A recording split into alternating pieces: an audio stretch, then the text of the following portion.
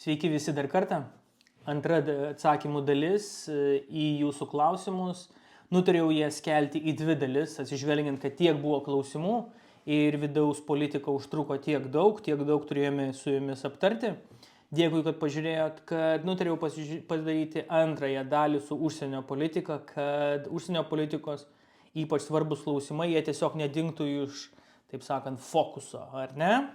Tai pradėkim nuo jūsų klausimų ir panagrinėsim, nes jų tikrai yra daug įvairių ir mes turėsime laiko ramiai, giliai į juos įsigilinti ir jūs pažiūrėsite antrą dalį tada, kai turėsite tam laiko, galbūt vėliau negu tai darysite su vidaus politika.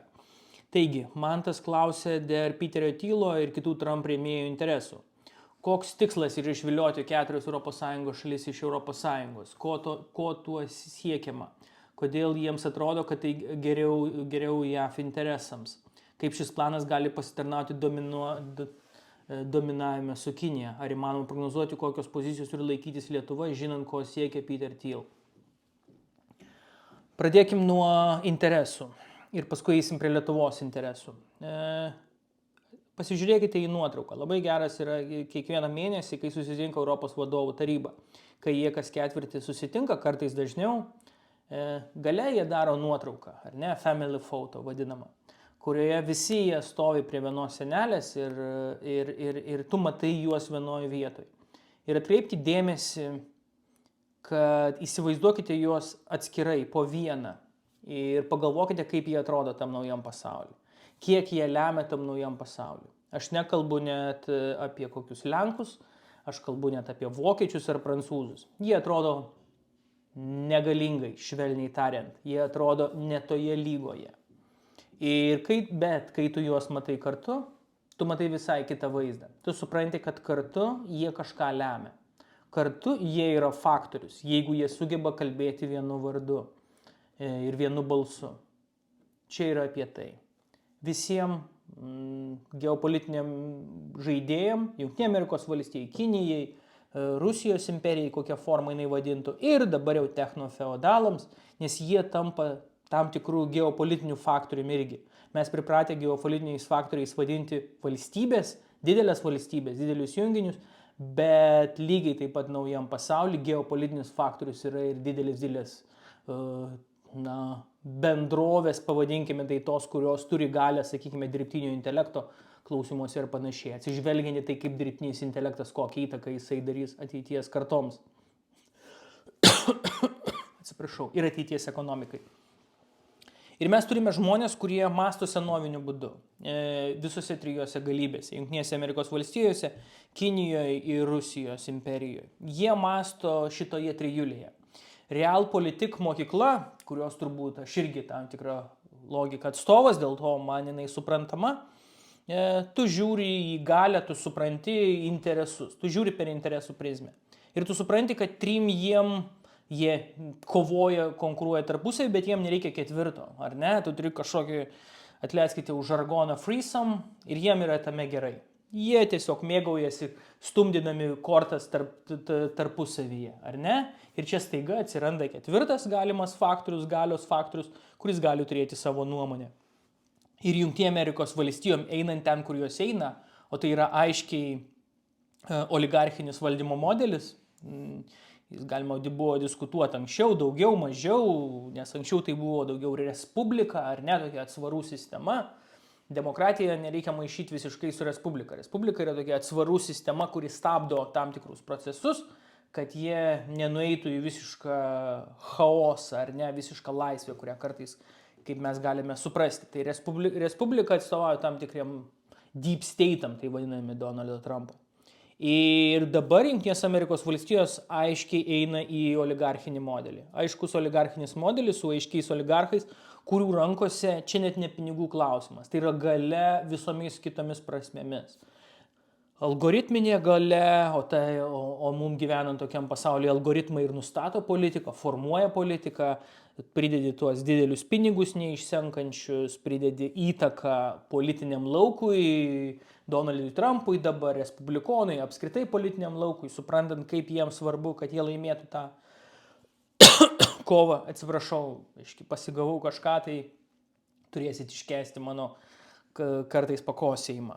Ir šitoje trijulėje jie nenori matyti ketvirto. Jiems žymiai geriau tarpusavį tarp trijų stumdyti šaškės, negu įtraukti ketvirtą žaidėją. Ypač atsižvelgiant, kad ketvirtas žaidėjas atstovauja dar visai kitokiai ideologijai. Jeigu Jungtinės Amerikos valstijos eina link oligarchinio modelio, demokratija jos nėra interesas. Ir čia susiduria jų interesai. Mes turime 3 galias, kurios nėra demokratinės, ir mes turime vieną galią, kuri iš esmės yra demokratinė, savo logika. Europos Sąjunga ir Europa dabartinė forma gali būti tik demokratinė arba jos nebus. Europos niekas nesugebėjo apvienyti. Europos išskirtinumas visoje istorijoje ir skirtingai nuo šitų 3 darinių, kad Europa niekada per visą savo istoriją nebuvo pajungta į vieną darinį. Ta bandė padaryti Napoleonas, švedai, tą bandė padaryti Hitleris, jiem nė vienam nepavyko Europos apvienyti į vieną darinį. Ar ne? Europos geografija yra tokia, kad tu neatsiranda galia, kuri sugebėtų viską sujungti vieną. Visada kažkurį momentą būna sustojimas tos galios apjungimo ir atgal viskas duoda ir vėl viskas, taip sakant, atsiranda tokia mozaika europinė. Ir tai buvo Europos specifika ir Europos tam tikra stiprybė. Netgi kuri tas balansas galios, interesų skirtumų, čia viena galia, kaimynai, tu augi, tada automatiškai tie pradeda su tavim kovoti dėl to, kad tu per daug sustiprėjai. Tas galių balanso principas, kuris seniai yra įsigalėjęs Europoje, konkurencinis galios balansų principas, ar ne? Jisai leido Europai kurti technologijas, visų pirma karo, po to kitas, taip užkariauti likusi pasaulį, bet būtent tas nesutarimas ir neapsivienimas į vieną darinį, kaip tai padarė Kinijos imperija, Rusijos imperija ir Jungtinės Amerikos valstijos iš esmės, ar ne? Jie pradėjo nuo to, kur Europa pradėjo, ar ne? Nuo 13 valstijų ir baigė Jungtinėmis Amerikos valstijos federacija. Ir juos nervuoja. Juos 3 nervuoja darinys, kuris kartu yra kažkoks geopolitinis faktorius ir tuo pačiu metu tai yra alternatyva visam tam, kur viskas juda pasaulis. Ar ne? Jie siūlo savo įsivaizdavimą ir jie rodo alternatyvą. Ir tas be abejo ir geopolitiškai nepatinka, ir ideologiškai nepatinka. Ir dėl to jų visų 3 interesai sutampa. Jie nori ES nebuvimo, jie nori ES suskaldimo, tam, kad jie su kiekvienu iš tų 27 lyderius, kurie susitinka Europos vadovų tarybai, kalbėtų po vieną. Ir įsivaizduokite tada galios skirtumą, kai tu kalbi su ES dariniu ir tu kalbi po vieną šalį. Galiu pasakyti, man ne vieni metai, aš turiu tokią fiks idėją kovoti su meta. Kovoti su meta, bent jau Lietuvoje, ką nors padaryti ir kiek susitinku su teisininkais, protingai žmonėm, kurie iš tech sektoriaus man padėliotų idėjų, kaip tai galima padaryti. Viskas atsiremia ES logiką. Viskas atsiremia ES logiką. ES, tai turi būti ES priimta. Dėl to, jeigu aš būčiau Europos parlamente, mes čia duotumėm džiazo gerai. Ar ne? Tenais tu gali labai duoti džiazo. Visom prasmėm užkurti, mesti darbotvarkę, rodyti ir tavo balsas skambėtų visai kitaip nei nacionaliniam parlamente esame eilinių Seimo narių. Tai yra europinė logika. Tai europinė logika ir būtent dėl to Briuselį daugiausia, kam lobistai išleidžia, jie išleidžia labai daug pinigų tos technologinės bendrovės, kad ES niekur nejudėtų. Patikėkime, tai yra 100 milijonų išleistų lobistam, tam, kad jie vaikščiotų per kabinetus Europos parlamente, Europos komisijoje ir nieko nevyktų. Būtų status quo, nes jiem taip atsiperka.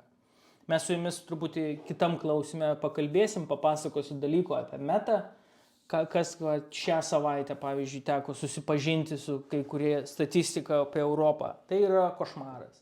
Tai yra košmaras, bet jų toks didelis yra, laimėjimas Europoje, kad jie be abejo visus instrumentus naudos. Ir visų pirma, tai yra Briuselį šiuo metu per lobistus ir per Jungtinių Amerikos valstijų prezidentą, nes kai tu susitinki su europiniais lyderiais, kurie priima darbotvarkės klausimus Europoje, ir tu jų klausi, ir aš klausiu, ir ką mes čia su tuo darom. Ir tu matai, kad jie supranta adekvačiai, kad Taip, tai yra problema. Algoritmai yra problema. Botai yra problema. Kaip Meta žaidžia šituos žaidimus. Tai yra problema. Bet niekas nieko nenori daryti, nes žiūrėk, mes nenorim dar vienos fronto linijos su Trumpu. Nes tie žmonės, jie paskambina Trumpui ir Trumpas tada čia ištaškys viską. Mums dar nereikia jo erzinti, atidarant dar vieną fronto liniją. Ir mes dėl to esam toj situacijai.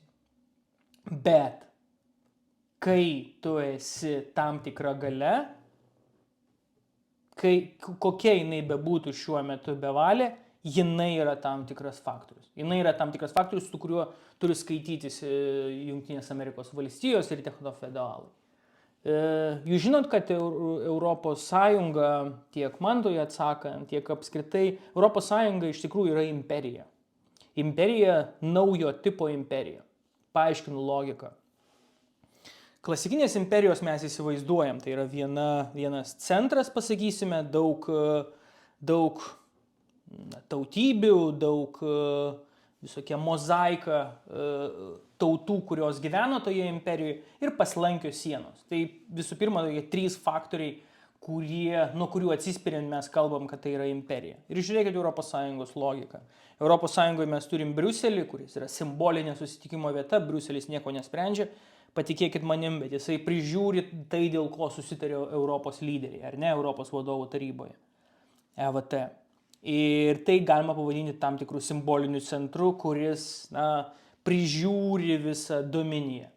Yra nacionalinės valstybės, yra daug tautybių ir tuo pačiu metu mes turim paslankęs sienas, ar ne, mes plečiamės, Europa plečiasi, mes patekom per vieną plėtrą, mes dabar norim Ukrainos Europos Sąjungoje, mes norim Balkanų Europos Sąjungoje, ne, bet tebūnie, vokiečiai nori, suformuokim taip. Ir Europos Sąjungos sienų pasienyje. Tai yra klasikinės imperijos dalykai. Bet kaip veikia Europos Sąjungos imperija? Kai kurie to neįvertina. Europos Sąjungos imperijos stiprybė yra jos rinka. Prie viso to, ką jūs beklausote, kokia čia yra silpna, blogai, viskas čia demografija. Taip, tame yra tiesos. Bet mes esame geriausia mokanti rinka pasaulyje. Mes esame didesnė Jungtinių Amerikos valstijas, mes esame galbūt mažesnė pagal dydį už Kiniją, bet patikėkit, tenais nėra vartojimo ir kinai nori parduoti mums, o ne iškišti savo prekes. Nes jie tiesiog žmonės neperka, jie taupo. Ir Europos rinka yra didžiausia. Jie nori būti Mariampoliai, nori būti Lisabonoje, nori būti Venecijoje, kad jų prekės būtų ir nori būti bet kur kitur Europoje. Jie nori būti ES rinkoje. Ką tai reiškia? Tai reiškia, kad tu laikaisi ES taisyklių. Tu priversas laikyti ES taisyklių ir jų normatyvų. Ir ką tai reiškia didelėm kompanijom? Imkim pavyzdžiui Eloną Muską, ar ne X. Dabar jau kalbame į technologijas, tam tikrą prasme. Tu turi pasileidęs plaukus, bet kur pasaulyje darai, ką tu nori, bet yra Europa, rinka, kuri, tu negali be jos, nes tai yra duomenys, tai yra labai daugelis skaičius vartotojų, beveik 500 milijonų, kurie gerai moka, tu negali be šitos rinkos, ar ne? Tai ką tu darai? Tu turi prisitaikyti prie ES normatyvų ir taisyklių. To, ką mes laikome didžiojų blogių. Paradoksaliai, tai yra ES ginklas, slaptasis. Nes ką daryti, jeigu tu esi Elonas Muskas? Arba tu kuri 2 atskirus verslo modelius pasauliui ir vieną Europai, ir tai yra ganėtinai brangus malonumas. Arba tu darai vieną modelį, kuris pritaikytas tik Europai ir jį perdėri visam pasauliui. Ar ne? Čia kaip yra su košeriniu maistu, tiesą pasakius, man Belgijoje buvo ar kur, Belgijoje košerinį maistą valgo ten 5 procentai ir kažkas žmonių, kiek aš prisimenu. Bet buvo pradėta, reikia patikrinti, bet kad įsivaizdavimui logika. Buvo pradėtas gaminti visas maistas, visa mėsa buvo Belgijoje košerinė. Tam, kad tau nereikėtų atskirai daryti vien tiem 5 procentam atskiros rinkos, tu pradedi daryti viską. Ir tai 5 procentai visiems kitiem primeta savo žaidimo taisyklės. Suprantat logiką? Taip veikia ES imperija. Jinai primeta savo taisyklės visiems kitiem, nes jie nori būti Europos rinkoje. Tu negali turėti verslo ir didelio ir nebūti Europos rinkoje. Ir tu tada priverstas laikytis. Ir jeigu tu esi Elonas Muskas, kuris nori turėti Europoje biznį, tu sakai, what the hell? Mums reikia šitą sunaikinti tam, kad aš galėčiau žaisti pagal savo taisyklės. Ir man neprimetinėtų jie žaidimo taisyklių. Iš čia visa logika yra. Du faktoriai. Jie mato tai kaip alternatyvą, trys didieji žaidėjai. Jie nenori geopolitinio faktoriaus, kuris yra skirtinga alternatyva, nes Jungtinės Amerikos valstijos, jų interesai ir Europos interesai nebesutampa. Tiesiog jų skirtingi interesai. Ir antras faktorius – ES kaip geopolitinė imperija. Kaip geopolitinė imperija jinai žaidžia per teisę. Per teisę, per reguliavimą ir per normas. Ir tokiu būdu jinai verslą verčia jų laikytis kitose pasaulio šalyse. Tau žymiai pigiau priimti ES taisyklės ir jį naudoti visur. Ir be abejo, jeigu tu esi didelis verslas, tu to nebenori. Tu nori visus suvalgyti po vieną ir kad su tavim kovotų ne ES visa struktūra, o su tavim kovotų koks nors ten Maldeikis Lietuvoje. Ar ne? Ir what the hell, ta prasme. Kokią galę turėtų Lietuva, kalbant apie technofeodalus. Čia iš esmės šiuo metu tai yra ES valios klausimas, o kitu atveju tai būtų tiesiog, ta prasme, apie ką mes šnekam. Čia juokinga, čia anekdotas. Tokia logika. Dėl to jie nori ES išnykimo. Jie suinteresuoti tuo. Ir čia yra ir Kinijos interesas, jinai nori po vieną su visais kalbėti, nes po vieną visus juos suvalgiai ir viskas. Nori Rusija, nes jai reikia centrinės Europos, šito regiono kaip buferio, ir jinai ES laiko kaip, tam tikrą faktorių, jinai supranta, kad tai yra žaidėjas. NATO atveju jinai supranta, kaip NATO veikia. Ir jinai supranta, kad jeigu jinai pasodins į Vokietiją, ateis Alternative Deutschland, kitose valstybėse, jinai mato tiesiog, kur visa tai eina. Tiesiog koks yra Rusijos laimėjimas, didysis Rusijos laimėjimas, mums reikės būtinai apie tai pašnekėti, kai parašysiu tekstą. Bet didysis Rusijos laimėjimas, kad jinai laimėjo ideologiją, jinai pralaimėjo karą, bet ilgoje distancijoje jinai ir primetusi ideologiją. Viskas eina link tai, ką mes vadinam stipri ranka, bet pirmoji Rusijos sukurta ideologija, iš esmės putinizmas, jisai laimi. Putinizmas laimi pasaulį. Žmonės juda link putinizmo visom tom tenais. Valstybės vaidmuo, lyderis ir visi tie dalykai, tai tas putinizmas, institucijos silpnos, lyderis stiprus. Tai mes sakom, Donaldas Trumpas ten trumpizmas. Koks trumpizmas? Ne Trumpas sugalvojo. Čia yra putinizmo visi dalykai. Tiesiog kitos šalis prie savęs to prisitaiko, bet kaip ideologija po 50 metų, tai vadinsis putinizmas. Tai va čionais Rusija laimėjo, jinai primetė visiems tą žaidimą. Ir jai nereikia ES žaidėjo, kaip žaidėjo. Čia yra paradoksas. Mes sakom, NATO yra svarbu, ES ne. Čia yra paradoksas. Ką jie supranta ir kur jie tyli. Jie supranta, kad NATO yra politinė organizacija. Jeigu nelieka ES ir kiekvienas senais eina ir daro savo mano šalis svarbiausia, NATO tiesiog tampa nerelevantiška, jos nėra, nes politikai nepriima tų sprendimų, kad NATO funkcionuotų ir NATO eitų į karą. ES yra svarbiau šiuo atveju, dėl to jie ir kovoja. Kristina, ar JAV technologinis ir politinis elitas labiau bijo Kinijos ar Europos kaip savarankiško galios centro? Ir ar silpnumas nėra sąmoningas pasirinkimas siekiant išlaikyti JAV dominavimą net demokratijos sąskaitą? Geras klausimas. Tai susišaukia... Atsiprašau labai tikrai. Tai susišaukia su tuo, apie ką mes kalbėjom, kad jie nesuinteresuoti. Jungtinės Amerikos valstijos dabar be jokios abejonės Kinija laiko svarbesniu konkurentu dėl dirbtinio intelekto, nes tu negali jo pralaimėti. Bet ES jau nebėra sąjungininkas, jau jis nebematomas kaip sąjungos. Ir šito aš negaliu suprasti, kokio netoleregiško žvilgsnio reikia būti politiniam elitui Jungtinėse Amerikos valstijose, kad praradinėti Europą Jie patys turbūt patikėjo, kad Europa yra antiek nerelevantiška, kad ją galima tiesiog ignoruoti ir nustumti ir tai nieko nereikš, nesuprantant, kad be Europos jie niekada nelaimės prieš Kiniją. Niekada. Joks dirbtinis intelektas, jokie ten ekonominiai karai, niekas. Neturi jų absoliučiai jokių šansų. Absoliučiai be Europos.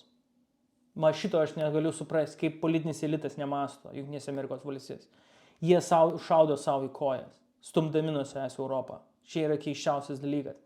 Ir versdami Europą būti Vengrijomis. Nes jeigu jie galvoja, kad Vengrijos bus pro Jungtinė Amerikos valstijų pozicijoje, ten pro Trumpiškos ar kas, tai aš noriu juos pasveikinti su jų iliuzija. Vengrija ir Orbanas sėdi pas Trumpą, bet jis nėra pro Trumpiškas. Jis nėra pro Trumpiškas. Jis yra tai, kaip jisai įsivaizduoja pro vengriškas ir jo interesas yra ir Rusija, Kinija ir ta žaidimas.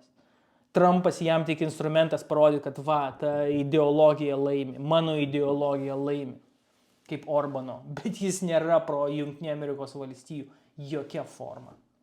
Tai jų nesupratimas to yra stulbinantis. Lygis politinio elito, think tankų ir panašiai yra stulbinantis. Tai yra buka. Tai yra buka ir jiem tai labai brangiai kainuos. Ir dėl to jie sako, su Kinija mes konkuruojam, o šituos tiesiog dubasinam. Tiesiog dubasinam, kad jie neliktų kaip faktorius. Ir tada ramiai ten susikoncentruojam, kiek jau mes be konkuruosim. Nes šiuo metu Trumpas atiduoda viską. Jisai pralaimi realiai. Nežinau, kokiam lygiai, nieks nežino, tik tai ten rimti labai turbūt dėdės žino, kaip ten iš tikrųjų šiuo metu, kokiam lygiai dirbtinis intelektas vienoje ir kitoje galybėje ir kuris iš tikrųjų turi daugiau šansų laimėti. Ir kvantinis, taip sakant, technologijos, nes ten irgi nemažesnis faktorius. Kas laimės kvantinių karų karą? Kvantinis kompiuteris, kur bus sukurtas. Kurie laimės tą kovą, čia bus 200 metų klausimas dominavimo. Tai juose jie tiesiog Europos nevirškina. Ir čia yra nesuvokiama. Mindaugas, ar galite pakomentuoti šį dokumentą, kas ir kam to reikia? Aš pasižiūrėjau dokumentą, kad žiūrovai suprastų, tai yra dokumentas apie Europą, kurioje nėra ekonominio augimo. Ir klausimas dėl tvarumo ir panašių dalykų. Tai apie ką mes šnekam? Kur mes einam tokiu supratimu, kurį siūlom to dokumento autoriai europiniai. Įsivaizdavimas yra labai paprastas, kad žmonės gyvena visų pirma. Tai yra demografijos klausimas. Žmonės gyvena 3 ciklais. Nuo gimimo iki 40, kokių 45 dabar metų, nuo 45 iki 65 ir nuo 65 iki kiek Dievas duos, ar ne?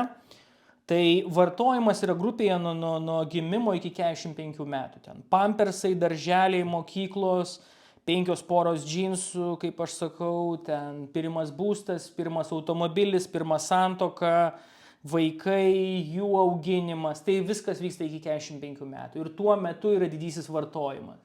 Vakarėliai, kelionės ir visi rūbai kažkam. Tai vyksta iki 45 metų. Nuo tos grupės dydžio priklauso, koks bus vartojimas. Nuo 45 iki 65 metų grupėje priklauso, koks bus taupimas. Toje grupėje žmonės taupo senatvėj, pradeda taupyti. Ką tai reiškia? Jie neša pinigus į banką ir investuoja į akcijas. Nuo tos grupės dydžio priklauso, kokia bus akcijų kaina biržose ir kokios bus palūkanų normos bankuose, nes bankai tiesiog turės daug pinigų ir jie mažins palūkanas, ar ne? Ten daug bus indėlių. Ir nuo 65 metų tai tie žmonės pasiminėja pinigus ir ramiai išjuda. Tai, kas vyksta pasaulyje, nebėra vartojimo. Vis mažiau yra vartojimo, nes vis mažiau demografija iki 45 metų. Ir nuo 45 ir vis daugiau yra, kodėl tokios akcijų kainos yra ir visi tie burbulai, dirbtinio intelekto ir visur kitur biržose. Dėl to, kad yra didžioji dalis žmonijos, ypač vakaruose, gyvena nuo 45 iki 65 metų. Jie taupo senatvėj, pensijų fondai ir panašiai. Visa tai šiuo metu yra akcijose ir bankuose. Ir dėl to tos įstaigos jos investuoja, jos perka akcijas, jos brangios, jos dar auga, jos dėl to, kad žmonės taupo. Čia yra didysis bottleneckas šiuo metu žmonijos. Baby boomeriai visi šiuo metu, o baby boomeriai pradeda išeidinėti pensiją, jie po biškį pasiminėja pinigus. Ką tai reiškia? ilgoji perspektyvoje, mes neturim vartojimo, nes nėra vaikų, kurie vartotų iki 45 metų.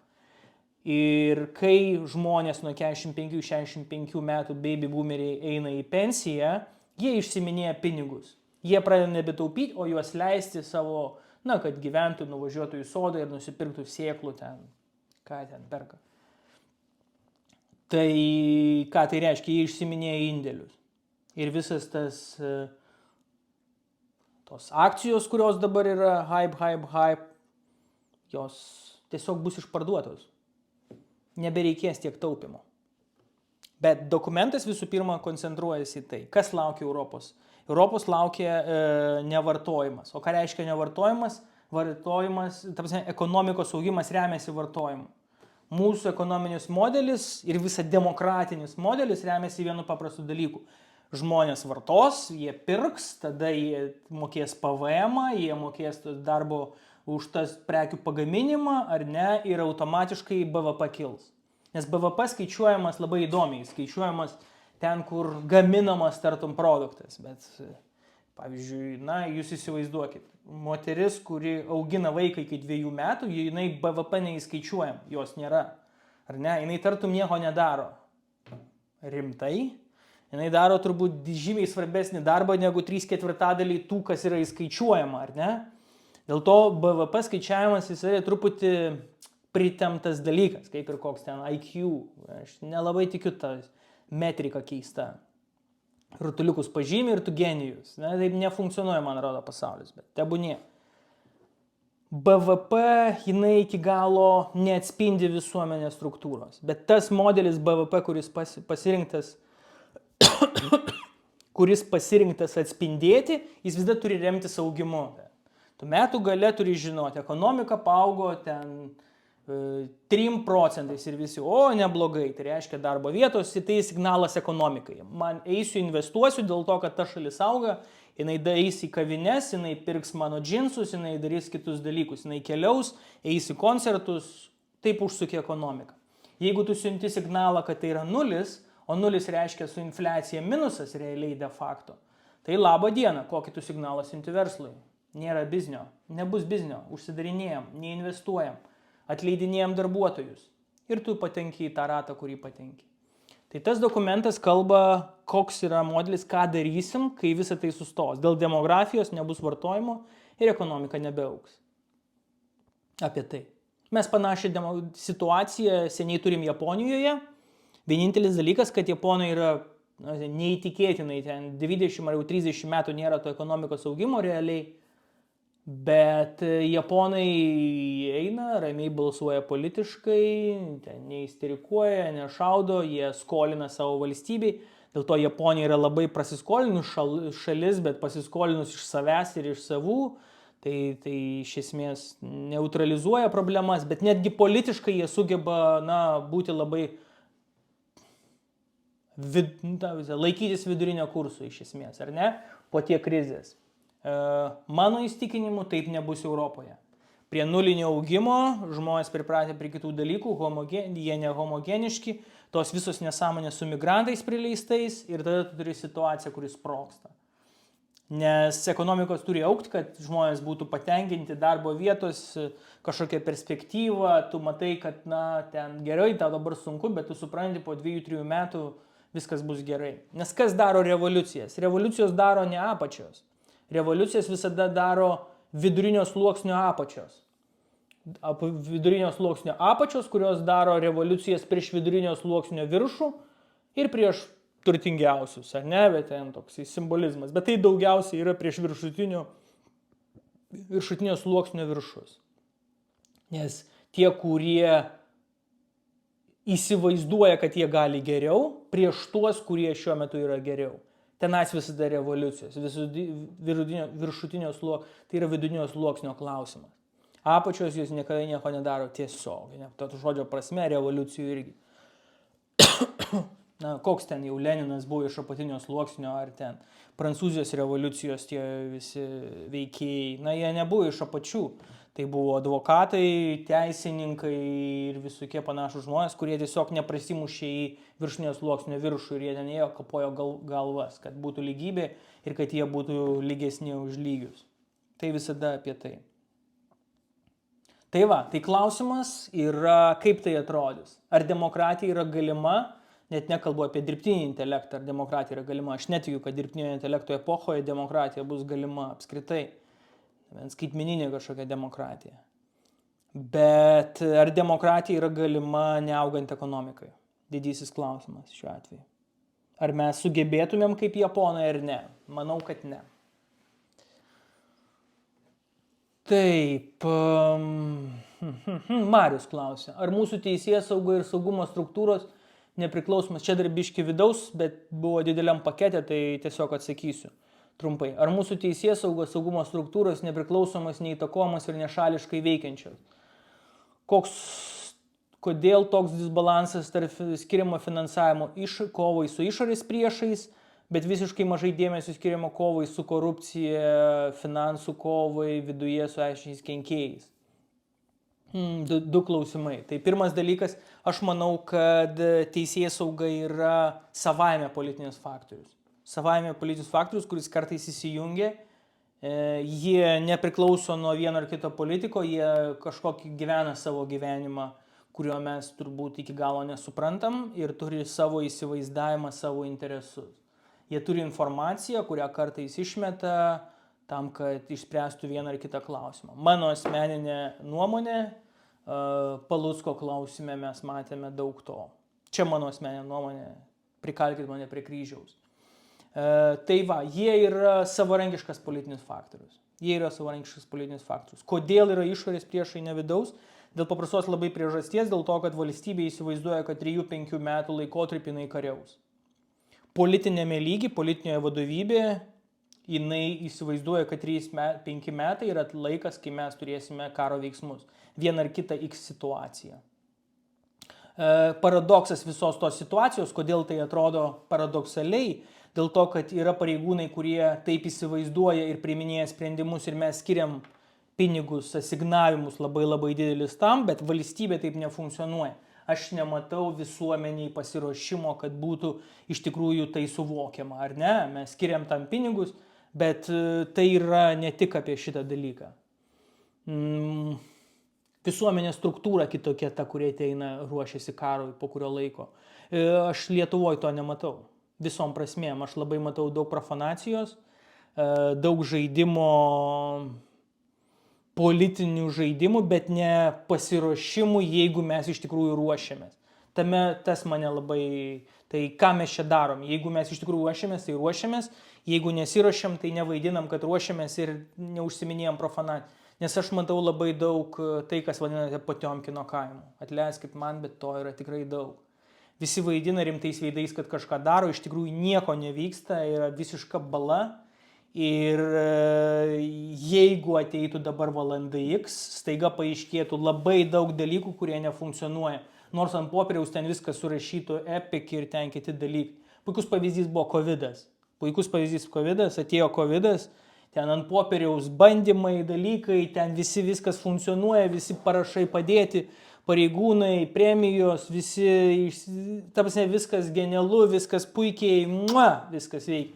Ir kai prasidėjo, staiga visi pamato, kad nieko nėra, niekas nefunkcionuoja, jokios struktūros nėra, nieko nėra realiai. Ir tada sako, kas čia per velniai, tai čia visi parašai sudėti. Tai aš manau, mes to turim daug, dėja. Bet teoriškai ant popieriaus mes visi ruošiamės. Mes visi ruošiamės ir rimtais veidais kalbam, kad jau čia tuoj bus, bet to nevyksta. Tai vyksta kame, tartum ten ginklavimuose ir tai vyksta, kad susidėkit ten kuprinę, ten tam išvažiavimą, jeigu reikėtų. Na, aš niekada nesidėsiu, man to nereikia, kur aš čia bėgsiu, ką jūs juokavot. Tai čia du dalykai, kurie tiesiog čia yra kita tema, bet tu supranti, 3-5 metų laikotarpį valstybė ruošiasi. Ir dėl to tas atrodo disproporcija. Toliau Marijos klausimas. Europa kovoja su trim galingaisiais. Kinija, Rusija ir JAV. ką darytum, jeigu būtum Europos komisijos pirmininkas, kokį veikimų strategiją. Jeigu aš būčiau Europos komisijos pirmininkas, sekant Europos vadovų tarybą, žiūrėkit, jum keli scenarijai. Kas atsitinka, jeigu mes nieko toliau nedarom, mes po biškį subyram, mūsų valgo po vieną ir mes išsiskirstom to net nesupratę. Ar ne? Ir viskas. Mes galutinai tampam jungtiniam tautom, kuri tartum ir yra, kažką jie ten renkasi, kažkokius popierius priima, bet realiai viskas. Tai nėra tokio dalyko kaip jungtinės tautos. Nėra de facto. Nėra. Tai mes tampam tokiu. Tai ir tada viskas. Ir mūsų valgo po vieną. Čia yra vienas scenarijus. B scenarijus yra tas, ką mes darome gelbėjant situaciją nieko nekeičiant. Tai yra, pavyzdžiui, bendra skola. Bendras pasiskolinimas. Jungtinės Amerikos valstijos tapo Jungtinės Amerikos valstijomis tada, kai 13 valstijų kare pasiskolina kartu vieną skolą pasidaro. Ir tai buvo žingsnis federalizacijos link. Ar ne? Aš turiu klausimų, aš nelabai norėčiau iš Europos daryti federacijos, bet aš turiu kitą įsivaizdavimą, tai apie tai vėliau. Bet tai yra vienas iš žingsnių. Tai yra žingsnių, tada tau nereikia daryti ES pakeitimų, reiškia nėra referendumų, reiškia tau nereikia atsiklausti žmonių ir tada turi šansą kažką daryti. Tai buvo COVID laikotarpiu, kai buvo bendrai pasiskolinta. Ir RRF'as dabar yra per tokią logiką. Tu kartu pasiskolini, reiškia tu kuri bendrą istoriją. Mes gyvenam kapitalizme, kuris remiasi skola. Tam, kad tu suprastum politikų veiksmus, ekonomikos veikimą ir visą kitą, viską pradėti suprasti pasaulį, jo veiksmus, ekonomikos, galimybės, Trumpo negalimybę, suverenitetą, tu turi suprasti skolą. Ir kaip funkcionuoja skola ir kiek tu gali pasiskolinti vienam ar kitam dalykui. Tai bendra skola jinai apvienyje ir kūrė bendrą likimą. Įdomus paradoksas. Ir trečias scenarius, tokį, kokį aš norėčiau. Trečias scenarius, kaip Europos komisijos pirmininkas, sakau, tai yra tai, ką mes turėtumėm padaryti, jeigu mes norim iš esmės tapti faktoriumi geopolitiniu. A, B, C, D, F, N. Ką mes kalbam? Ar mes kalbam su visuomenė, išsprendžiam ir judam, ar mes iš tikrųjų. Kažkada čia buvo prieš 5-6 metus tie scenarijai ir panašiai, bet ten buvo tokiam politiniam butaforiniam lygiai. Dabar mes visiškai kitoj situacijoje. Dabar mes turim JAV, kur mes turim, Rusiją ten, kur mes turim, Kiniją ten, kur mes turim. Dabar jau net verslas kalba mano žodžiais. Ar ne? Praeitą kadenciją, kai aš išeidavau ir žiūrėkit, čia bus problemų su Kinija, verslininkai išeidavo, sakydavo, ką jūs čia padarėt, jūs sudeginot, čia blogai viskas. Dabar tu skaitai mūsų pramonininkų atstovus, sako, mums viskas. Tarsi, jeigu ES nesustabdo Kinijos, mums galas. Kiek nedaug reikėjo laiko, kad mes išmoktumėm. Tai dabar normalus scenarijus mano, kaip įsivaizduojamas, vienbalsiškumo klausimo sprendimas, bendra skola, skaitmeninis absoliutus suverenitetas, daug dalykų, apie kuriuos aš artimiausiu metu išeisiu ir pasiūlysiu. Tai yra tai, ką aš daryčiau. Ir tada kalbam objektyviai, ką jūs norit, lyderiai gerbimieji. Ar mes po biškį žūstam, ar mes iš tikrųjų judam kažkur ir būnam politikai, kurie yra ateitį. Ar dabartiniai įvykiai Lietuvoje neprimena Ukrainos 14 metų Maidano? Visuomenės susipriešinimas, radikalėjimas, neapykanta kitai nuomonei. Ne, Mariau. Reikalas tas, kad kas buvo Maidanas? Maidanas buvo du faktoriai susijungę į vieną. Vienas pagrindinis faktorius buvo Janukovičiaus stiprėjimas. Janukovičius, švelniai tariant, nebuvo pats geriausias žmogus. Čia švelniai tariant. Jisai atėjo oligarcho pagalba, Donecko oligarchų, nes Ukraina, reikia suprasti, yra absoliučiai oligarchinė valstybė. Absoliučiai. Ir ne tai, kad oligarchinė, bet ją pasidalinę oligarchai ten. Dnepropetrovską valdo vienas, ten Kolomoiskis, ten tas, visi valdė savo regioną, tartum. Ir tu nieko negali Ukrainai daryti, tame regione, neatsiklausęs boso, ar jisai tau ten to regiono, jisai ten realiai jo yra feodas, ar ne, tokia feodalinė oligarchinė santvarka. Ir atsiranda Janukovičius, kuris tampa per daug stipriu. Jisai be skrupulų, visiškas psichas, jisai tiek atiminėja iš kitų verslus, iš kitų oligarchų, kad pats tampa labai labai galingu oligarchu. Jis tapo labai labai galingu oligarchu. Tampa. Ir kitiem tai tampa grėsmė. Ir lygiai taip pat jis turi sūnų, kurio pavardė yra Dantistas, kuris ten dar mažiau skrupulų, nors pas Janukovičių sunku rasti skrupulų, ten dar blogesnis scenarijus. Ir tai yra einama ir reketuojamas verslas iš visų, žinot, jeigu mes jūs čia užlenksim, nes mano prezidentas, tėvas, tai arba tu duodi man čia verslo dalį savo, ar ne? Ir oligarcham tai labai nepatinka.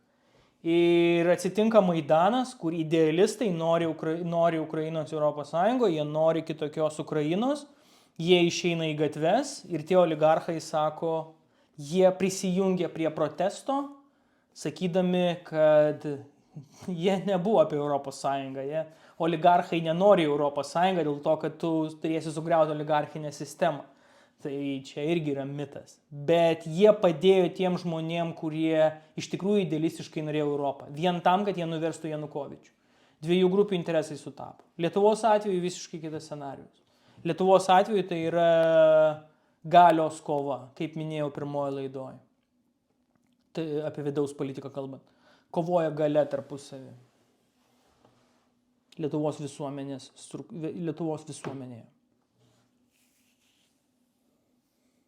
Kiek stipri valstybė gali būti su vargonų užsienio reikalų ministerijos ir diplomatijos finansavimu?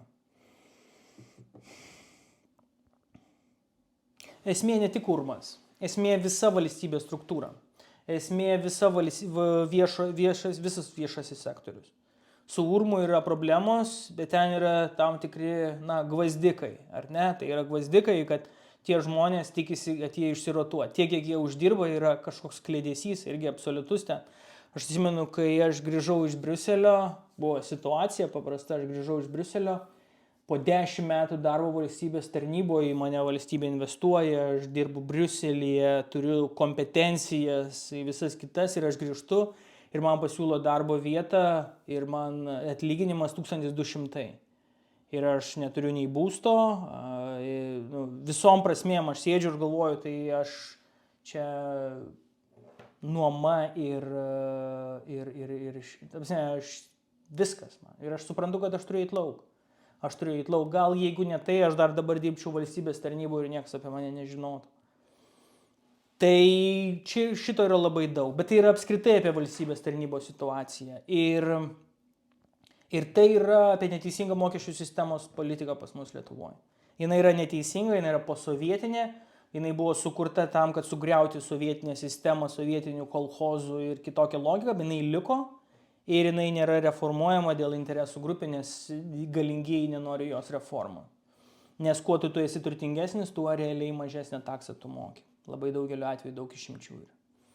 Tai čia tik apie tai. Tai kol tai nebus sutvarkyta, tol viešasis sektorius bus ten, kur jis yra, o politikai pas mus yra tokie silpni, tokie be fantazijos, tokie neturintys ką pasiūlyti apie ateitį, kad anksčiau tai buvo maskuojama, kai ateidavo viešojo sektoriaus stipresni pareigūnai, jie siūlydavo, jie duodavo visokių idėjų politikam, jie ateidavo ir dar kažkas būdavo. Dabar, kai tie visi iš viešo sektoriaus žmonės išeina protingesni, tiesiog nebėra net kam pasiūlyti tų dalykų. Su visa pagarba tiem, kurie lieka viešam sektoriui. Ten lieka idealistai arba tiesiog kiti žmonės, kuriems sunkiau būtų susirasti darbą kitose sektoriuose. Ir mes turim situaciją, kurią turim. Richardas klausia, 80 metų Amerika buvo šviesa, dabar Amerikoje blėkšta tamsa. Kur važiuoti gyventi protingam žmogui? Aš manau, kad nereikia niekur važiuoti. Jeigu žmogus gyvena Jungtinėse Amerikos valstijose, ta prasme, nebėra kur važiuoti. Tas nuvažiuoti į Naująją Zelandiją, ką galima pasiūlyti ten, kur komunizmas, avelės, gamta ir viskas ten gerai ir nepalies visi dalykai, visos perturbacijos. Aš nežinau, ar tai yra iki galo išeitis. Dėl to aš, Richardai, sakyčiau, jeigu tai yra Jungtinės Amerikos valstijos, aš sėdėčiau kokioje Arizonoje ten toliau nuo visko, nueičiau kartais į Phoenix Suns rungtynes, žiūrėčiau, kaip Bukeris daro nesąmonės, ten bėga kažkur. O šiaip tiesiog sėdėčiau tokioje valstijoje ir kokiam ten, nežinau, Ostine ar, sakau, Arizonoje ir sėdėčiau ten. Be atsijungus nuo to visą, kas vyksta didelėse. O apskritai aš labai, tai nuskambės galbūt popsiškai, bet tikrai nėra jokio popso, aš labai tikiu Lietuvą.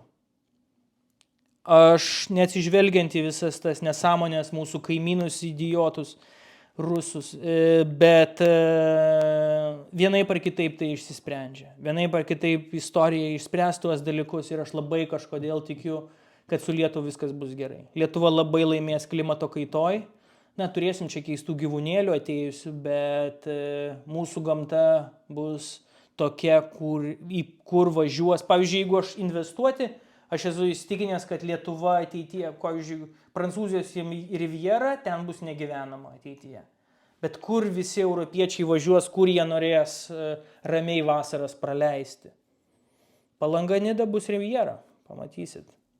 Daug dalykų Lietuva laimės. Tarsi investuoja dabar į kokią Palangą ar Nidą, aš manau, tai yra visiškai kosminiai dalykai, dėl to, kad Europai sausėjant ir karštėjant apačiom, jie eis į viršų. Ir tokios vietos kaip Lietuva bus aukso puodas labai daugam. Aš labai tikiu Lietuvą, kad vienaip ar kitaip. Mūsų žmonės yra neįtikėtini. Labai reta kombinacija, kai tu turi žmonės, kurie yra kūrybingi, pareigingi ir darbštus. Tiesiog mes iki galo to neišnaudojam. Ir mūsų kūrybiškumas yra apeiti sistemą. Ar ne? Panašią kombinaciją savybių turi japonai, bet jie kūrė Sony, o mes, kad apeiti sistemą, tas sovietinis palikimas, kad apeiti sistemą ir sutaupyti 10 eurų, bet nesukurti produktą už 200 milijonų. Bet su mumis viskas bus gerai, vienaip ar kitaip, nepaisant visų tų geopolitinių turbulencijų, kurias mums likimas lėmė geografijoje.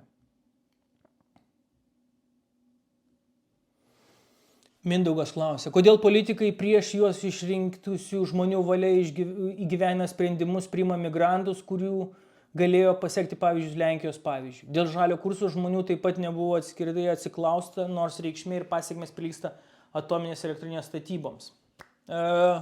Kelios pastabos.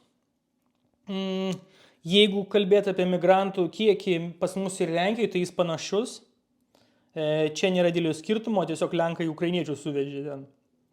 Ten kiek ten tų 1 200 000, 1 300, 400 oficialiai ukrainiečių. Tai oficialiai tik. Aš manau, kad pas mus yra panašiai situacija, klausimas kitur. Mes blogai naudojam žodžių migracija. Vėl tai yra tema, apie kurią mes turėsim kalbėti būtinai. Nenoriu čia plėstis, bet nereikia naudoti žodžio migracija. Reikia sakyti tai, kaip yra. Tai yra darbo jėga. Tai yra pigi darbo jėga. Ir kai mes kalbam, kad valstybė įsileido, mes turime kalbėti konkrečiai kas. Jų reikia verslui. Tie žmonės neatvažiavo į niekur, tiesiog sėdėjo, bedė žemėlapį ir sakė, aš labai noriu į Lietuvą. Taip nebuvo. Buvo konkretus verslas, kuriam reikėjo tų darbuotojų, kuris ieškojo ir juos atsivežė. Jie čia neatsitiktinai. Tai yra gostarbaiteriai. Tai yra ne migrantai, tai yra gostarbaiteriai. Dvi skirtingos sąvokos. Lenkijos atžvilgiu ir Lietuvos atžvilgiu. Tai yra darbo jėga, norint nudempinguoti lietuvių darbuotojus. Tai ką jūs girdite viešoje erdvėje, kurie žmonės kovoja tartum prieš migrantus ir panašiai, jie yra dviveidžiai dėl to, kad jie nekovoja su realiom priežastiem. Jie kovoja su to paveiksliuko, kurį mes matom ten einantis, ar ten boltą atnešantis juodaodis, ar ten iš kažkokio centrinės Azijos, o Jėzus, ne tame esmė, ne tame klausimas. Jie atvažiuoja į konkrečią darbo vietą. Tai jeigu tu iš tikrųjų nori tai spręsti, tai yra apie žmonės, kurie juos primė ir kurie juos atsivežė. Čia visa esmė. Supranti? Lygiai taip pat, tikrai apie tai kalbėsim. Lygiai taip pat su žaliąja energetika. Aš noriu vėl užfiksuoti 100 kartą. Beje, atominė yra žalioji energetika. Atominė patenka į žalią energetiką. Žalioji energetika niekaip nekovoja su atominė. Daug šalių statosi atominės Europos Sąjungoje ir niekas nesako, Jėzus kaip blogai. Viskas gerai su tuo.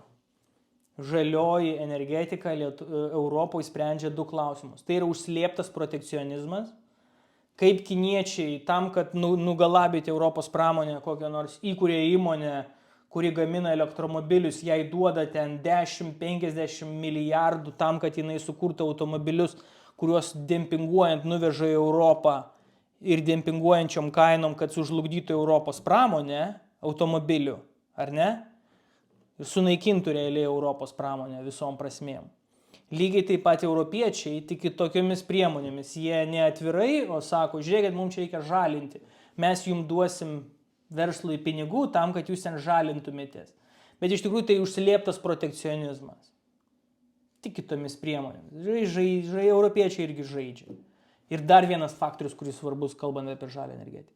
Kad tu įsivaizduotum, Europos Sąjunga per dieną išleidžia daugiau nei 1 milijardą eurų energetikai trečiom šalim. Tiesiog, arba mes atjungiame elektrą ir mes daugiau su taim nebendravom, nes nėra elektros ir mes gyvenam taip, kaip mes gyvenam, ar mes kažką su tuo darom. Mes mokam rusam, sauditam, kataram, visiem. Ir tie pinigai išeina iš mūsų. Kiekvieną dieną virš milijardo mastelis yra kosminis.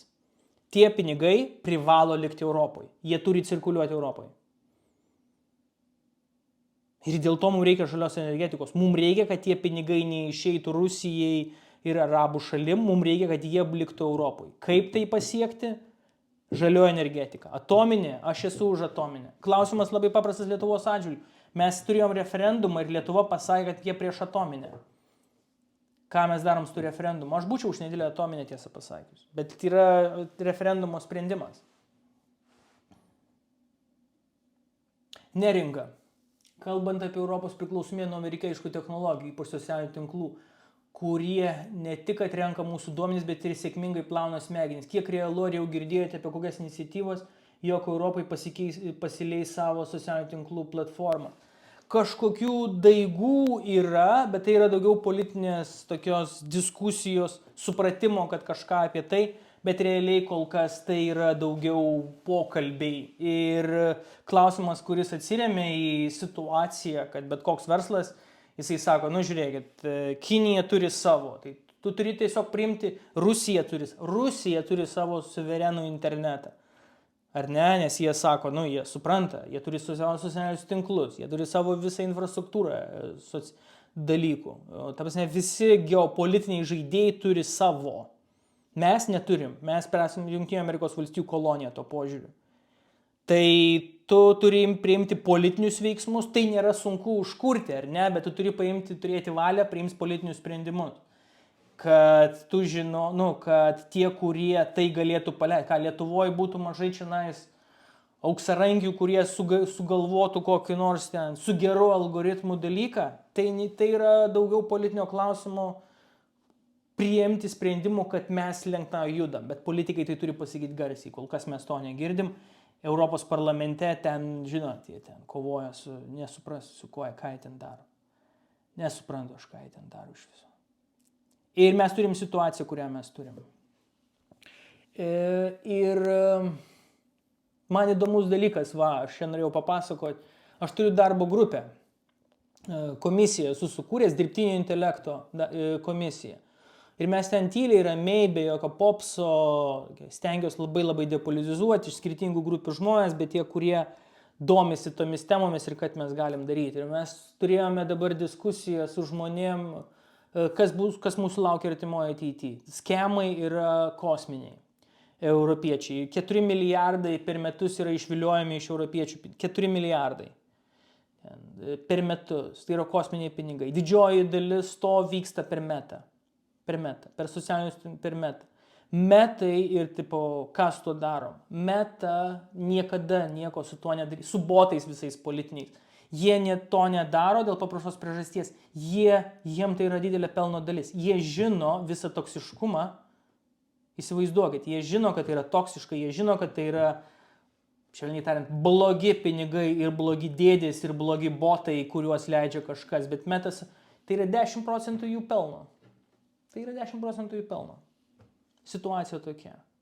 Jie įskaičiavę jau pelną sekantį metam toliau, tai jiem augimas botų yra gerai, jiem augimas botų skeminių puslapių yra gerai. Zuckerbergui reikia salos, reikia jachtos didesnės, reikia dalykų. Kokie botai, apie ką mes išnekam? Mes esam toj situacijai. Ir tu klausai ir rankos vyra. Ta prasme, absoliučiai, Facebookas liko tarp startupo ir kažkokio tai, ten yra labai blogai. Ten yra labai blogai. Su Meta yra labai blogai. Visom prasmėm. Juos reikia vakcinuoti taip, kad jie neatsikeltų ilgai. Ta prasme, kad jie grįžtų į savo, kad grįžtų biškį į jausmus ir suprastų, ką jie daro. Bet tam reikia politinės valios, tam reikia Europos parlamento, reikia Europos komisijos lygio. Didelio užkūrimo. Nesuvokiama. Nesuvokiami ten dalykai yra su šitom metom ir visais kitais. Ten X'as irgi ten žaidžia, bet, ten yra nesuvokiama iš viso. Klausai tai. Anupras. Kodėl socialinėje medijoje idealizuojamas Lenkijos pavyzdys kaip priešpriešo vakarų Europos valstybėms? Labai geras klausimas. Ar yra tai, ką daro Lenkija, sektinas pavyzdys Europai? Iš dalies Lenkija yra geras modelis, tai yra atsakymas visuomeniai nacionalinės valstybės, tartum tu jautiesi, kad tau atliepia tokį nacionalinius poreikius valstybės, ar ne? Tau tai atsako ir Lenkai labai gerai tai išnaudoja. Jų politikai sukūrė tokį, kad mes čia ir Europos Sąjungoje, bet mes čia tokie esam, tokie krūti, mes kitokie. Ir tai labai gerai atliepia Lenkų jausmus, nes Lenkai yra ponai su visa pagarba. Kaip ten yra sakoma. Lenkiškai moku tik vieną pasakymą. Polek pan, Litvin, ham. Nesituokit. Tai Lenkai sukūrė yra labai tokį modelį. Ir koks yra dalykas? Lenkų stiprumas iš kitos pusės yra tame, kad jie yra prie Vokietijos. Ir Vokietija nori aplink save turėti stiprų ekonominį darinį, stiprų politinį darinį, kuris yra sėkmingas, nes tu nori aplink tave, kad iš vienos pusės Prancūzija, iš kitos pusės Lenkija sėkmingai ekonomiškai, tai pačią Vokietiją kelia, ar ne? Tu aplink save turi saugumo ir ekonominio gerbuvio zoną ir tada automatiškai tu augi, nes tu neturi nusilpusių kaimynų. Tai Europos rėmuose Vokietija, Lenkija pramautina kaip galima daugiau. Ir jeigu jūs paimsite ten vienam skyriui, vienam žmogui paramą, per valstybės paramą, Lenkija yra skiriama kosminiai pinigai tam, kad Lenkija judėtų kuo greičiau, nes Vokietija tuo labai suinteresuota. Tai klausimas yra labai paprastas Lenkijos atžvilgiu. Ar Lenkijos modelis kaip toks, kai baigsis visas tas Eldorado europinių pinigų vakarėlis, kaip atrodys Lenkija? Ar jinai bus tokiam sėkmingiam dalykė ar ne? Ar jinai bus tokia sėkminga ir tas sėkmingas pavyzdys bus toks, kai, tai kaip mes įsivaizduojam, kiek jisai paremtas vien pinigais europiniai.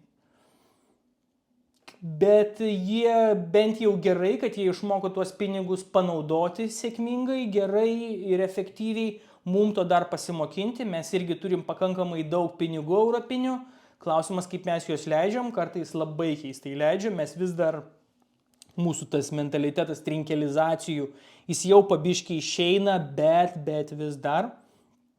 Tai Lenkai panašu jau išmoko ir įjungia fantaziją, kaip efektyviai panaudoti pinigus, mes dar iki galo ne. Taip, bet aš sakau, viskas grįžta prie paprastos priežasties. Mes matysim, kiek Lenkijos modelis sėkmingas, kai jisai bus neparemtas ES pinigais, tai yra vokiečių pinigais visų pirma. Jonas, koks dabar 5 NATO straipsnio statusas, ar suveiktų tokia apimtim, kokie tolesni Rusijos veiksmai prieš vienokios ar kitokios eigos baigties, kaip elgsis JAF ES atžvilgiu? Procentaliai paimkim, procentaliai atvirai sakau, jeigu ateina diena X, šiai dienai 80% NATO veikia kaip mechanizmas, važiuojam, darom ir judam kaip reikia. Po 5 metų 45%. Tai yra apie politiką. Matant, kur eina europinė politika, kokie lyderiai ateina, kokios politinės jėgos, kokios nuotaikos visuomenėje, su Europą mes turim problemų. Ir su Jungtinėmis Amerikos valstijomis mes turim problemų. Prezidentas Vance'as. Kokia NATO? Jisai niekur nesiūs. Objektyviai sakau, aš netikiu, kad Vance'as, jie atėjus valandą X, kur nors ką nors siūstų. Tikrai ne. Nekariaut su Rusija. Tikrai ne. Netikiu. Absoliučiai ne per nago juodimą. Jis tikrai nekariaut su Rusija. Vėl situacija. Ar ne? Vance'as laimi, mes turim situaciją. Kitas tavo klausimas. Kokie tikėtini Rusijos veiksmai prie vienokios ar kitokios karo baigties? Kaip be išsispręstų klausimas Ukrainoje dabar, jau aišku, kad Rusija ten pralaimėjo. Tos gyvenvietės nėra tai, ko siekia Rusija. Jam reikia daug daugiau, jam reikėjo daug didesnių dalykų. Jie turėjo jau seniai būti prie Lenkijos sienos. Jų tikslas buvo šiandien tenais būti ir daryti mums spaudimą jau būnant tenais. NATO ir ES darys spaudimą jau būnant prie Lenkijos sienos ir Ukrainai esant visiškai prorusišką valstybę.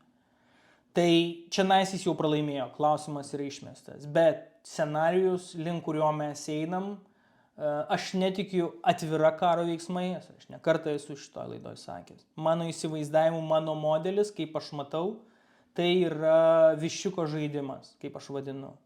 Tose filmai, kai du amerikiečiai jaunuoliai pritvinkę testosterono važiuoja vienas į kitą ir kuris nusuks pirmasis.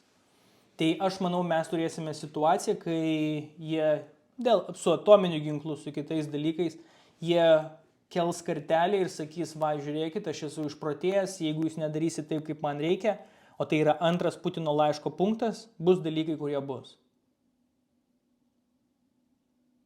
Ir jisai bandys tokiu būdu sugriauti NATO, nes jam reikia tiesiog sugriauti NATO. Tu sugriauti NATO gali paprastu būdu, parodant, kad jinai neveikia. Parodant, kad niekas neateina į pagalbą ir viskas. De facto NATO nebėra, viskas, visi įsiskirsto. Viskas. Tu klausimas, kaip tu tai parodai, nebūtinai kariniais veiksmais. Ten atvirais, kaip tai vyksta Ukrainoje. Hibridiniais, pavadinkime, veiksmais. Keli kartelį ir sakai, žiūrėkit, jeigu jūs neatsitraukėt, mūsų antras Putino reikalavimas. Iki 97 metų sienas mes panaudojame, mes einam į karą su jumis. Ką NATO daro? Jinai sumirksi ar ne? Tie lyderiai, kuriuos mes turim vakaruose, jie sumirksi ar ne? Jie sumirksi. Ypač ateities lyderiai, kurie ateina. Jie sumirksi. Prancūzijoje tas jaunuolis gražuolis ten. Jisai sumirksės. Vance'as, jisai akių netidarys. Kas ten Vokietijoje? Velniai žino, kas ten Vokietijoje, ten iš viso briedai vyksta. Kokia Britanija? Britanija, Farage'as tuoj. Farage'as Britanijoje. Ta prasme, mes situacijoje, kai Britanijoje yra nulinamas politinis laukas. Farage'as yra lyderis. Nebeliko leiboristų ir torių. Tapsne, jie yra sunaikinti. Netgi jeigu Farage'as nepasirodys taip sėkmingai kaip, tai yra apie visuomenės nuotaikas. Britanija yra tiesiog.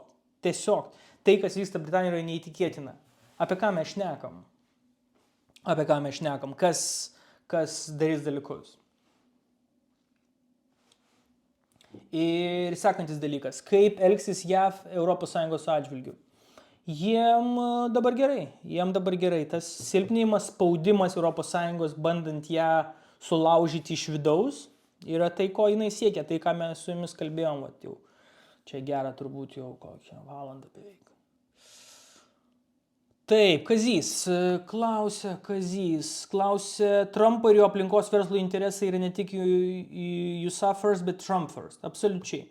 Ar tokie darbeliai nesirūks Trumpui apkalta? Kokiamis nuotaikomis gyvena respublikonai, demokratai, kalbant apie JAV moralinį kompasą, matydami visą tai? Ačiū. Ne, aš netikiu, kad Trumpui gali būti apkalta. Kas labai svarbus faktorius? Tiesą pasakius, Trumpas yra daug silpnesnis, negu galima buvo pagalvoti. Tausme, Trumpas antrasis, man atrodė, bachūras, dabar čia biški padarys dalykų. Jis yra daug silpnesnis, jis yra kažkoks ištežęs, jis yra be valios, jisai plaukia ant senojo savo įvaizdžio ir ten daug tokių dalykų, senieji jo legenda, kuri jį maitina, bet jis atrodo silpnai. Visom prasmėm. Kinijos vidaus politikos jis atrodo labai silpnai. Ir visos pusės tuo suinteresuotos. Ekonomika atrodo prastai, nedarbas atrodo prastai, rodikliai pagrindiniai. Apie ką mes tada šnekam? Visi suinteresuoti. Problema kitur. Problema, kad respublikonai yra tiesiog trapo trumpistų partija. Čia kalbant apie moralinį kompasą. Politikas ne tai, kad išeina ir ką nors padaro, bet politikas yra kur ten giliau sulysti Trumpui. Ir jeigu tu nori būti kietas respublikonas, tai tu išeini ir pasakai, kad Amerika turi išeiti iš NATO, ir tu tada, susilauki dėmesio, čia neblogų idėjų pašaudo parlamentarai ten kongrese. Tai čia yra tai kelias, kurie eina respublikonai, ar ne? Tai įdomus dalykas, kad Trumpas jau, kai kurie jau per daug idioziški, tai dėl Epšteino, tiesą pasakius. Dėl Epšteino, mažučiai, dėl Epšteino. Tai ten Margaret Green, legendinė mažulė, mano meilė, tokia Agnė Širinskienė jų. Tai ten vyksta vidiniai, bet ten vyksta vidiniai, tai yra absoliučiai Donaldo Trumpo partija, absoliučiai šiuo metu, kuri po biškį galvoja, kas bus, kai Donaldas Trumpas išeis. Politikai tai funkcionuoja, kad kai atsitinka veiksmas, įvyksta rinkimai, jie pradeda ruoštis naujiem rinkimam. Tai dabar respublikonai pabiški dėliojasi, kas bus po trumpiniu periodu. Ir kol kas tai, ką aš matau, vis po biški pas juos gimsta logika, kurį anksčiau jie labai keistai žiūrėjo tą Vensą, jis jam buvo frikas, tų visų technofeodalų ten berniukas ir Peteris Steelas ir visi kiti dalykai. Bet jie dabar vis kiekvieną dieną matau, kad po biški respublikonai, o visai nieko čuvakas. Tokį, visai nieko čuvakas, gal ant jo reikia statyti. Ir aš kiekvieną dieną vis labiau matau, kad eina viskas į Venso, taip sakant, karmos taškų didinimą politinių. Ir čia yra baisu. Čia yra košmaras. Reikia tikėti, kad pas respublikonus kažkas atsiras. Apie demokratus ten iš viso nėra ką kalbėti. Aš pas save Instagramą įbijo, kur turiu tą kanalą, su kuriais iš jūsų bendrauju, kas esat pasijungęs. Buvau įmetęs labai neblogą analizę šito, respublikono, bet visai neblogai padarė pjūvių tų, kurie iš demokratų kandidatus. Tiesiog perėjo, kiek šansų turi, koks žinomumas, kokia finansinė parama ir visus kitus dalykus. Ir ten labai neblogai papjausti. Tai, ten yra vienas kitas dar, kuris ten kažką, bet šiaip tu nematai ne vieno, kuris būtų zeitgeiste šių laikų, ar ne? Ir demokratai jie tiesiog, dar jų ta kartos kaita neišėjo, dar ten kažkas ten yra labai blogai užstrigę, ten ventiliacija neįjungta. Pas demokratus yra neįjungta ventiliacija. Respublikonai yra dar toj stadijoje, kai jie laimi, pas demokratus neįjungta ventiliacija, kad jaunimas išeitų ir mes pamatytume naujų žmonių, nes ar ten JAV kas nebeliko žmonių, ar kas vyksta.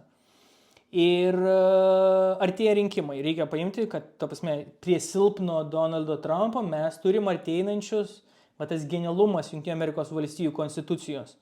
Ten baigėsi rinkimai ir jau tuoj vėl bus rinkimai. Tai ateina midtermai. Ir bus labai įdomu pamatyti, kaip midtermuose atrodys respublikonai ir respublikonų kandidatai. Kiek tas legitimumas Donaldo Trumpo, kur jisai yra?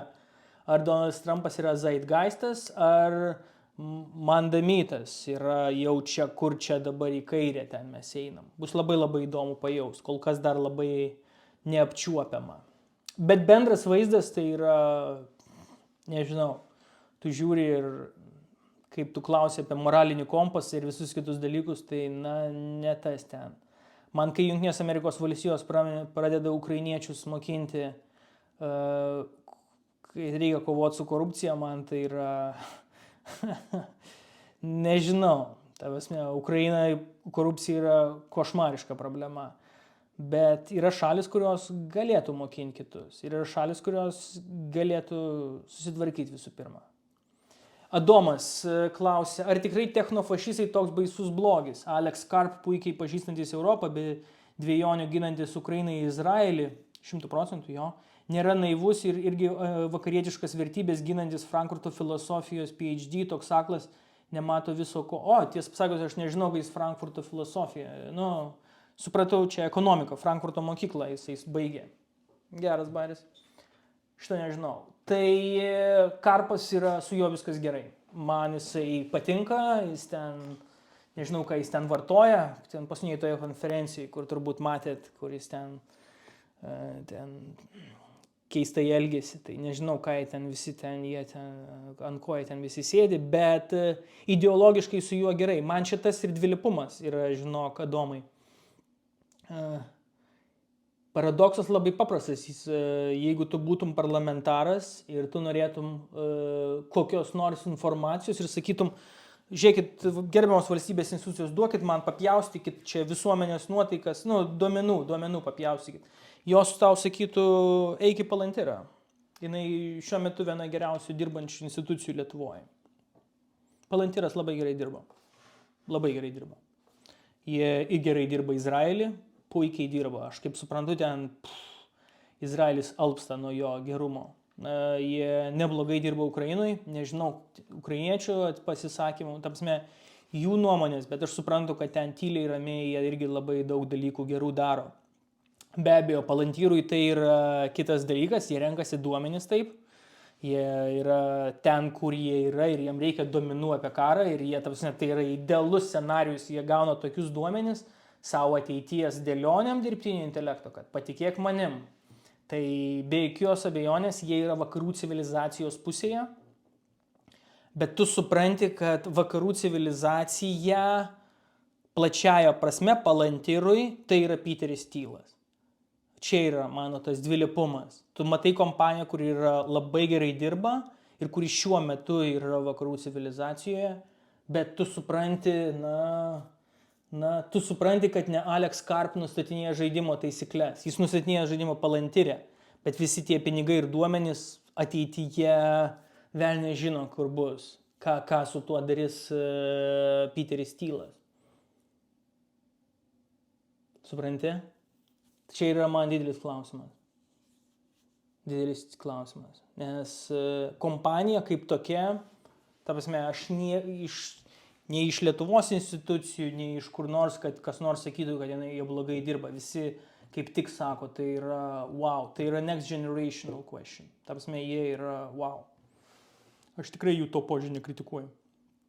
Aš kritikuoju jos politiškai ir apie tai, kur visa tai veda, apie žmonės, kurie vadovauja tą kompaniją, ką jie nori padaryti. Kokią pasaulio civilizaciją nori pastatyti tie žmonės, kurie sukūrė tai. Ir tai ne tik Palantyro klausimas. Thilas yra ir tas pats Facebookas, ar ne, Meta. Jis vienas didžiausių ten. Jis Zuckerbergą padarė Zuckerbergu. Jisai, kai Zuckerbergas buvo ten studenčiokas su mažyčiu startupu, jisai jį padarė tuo, kuo jisai yra dabar. Vėl tas pats.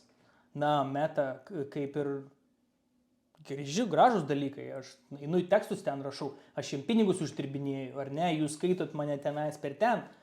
Čia yra apie tai, bet ar sąžiningai vakarų civilizacijų atžvilgiu iki galo elgėsi Meta, aš nesu tuo įsitikinęs. Švelniai tariant. Aš nesu tuo įsitikinęs.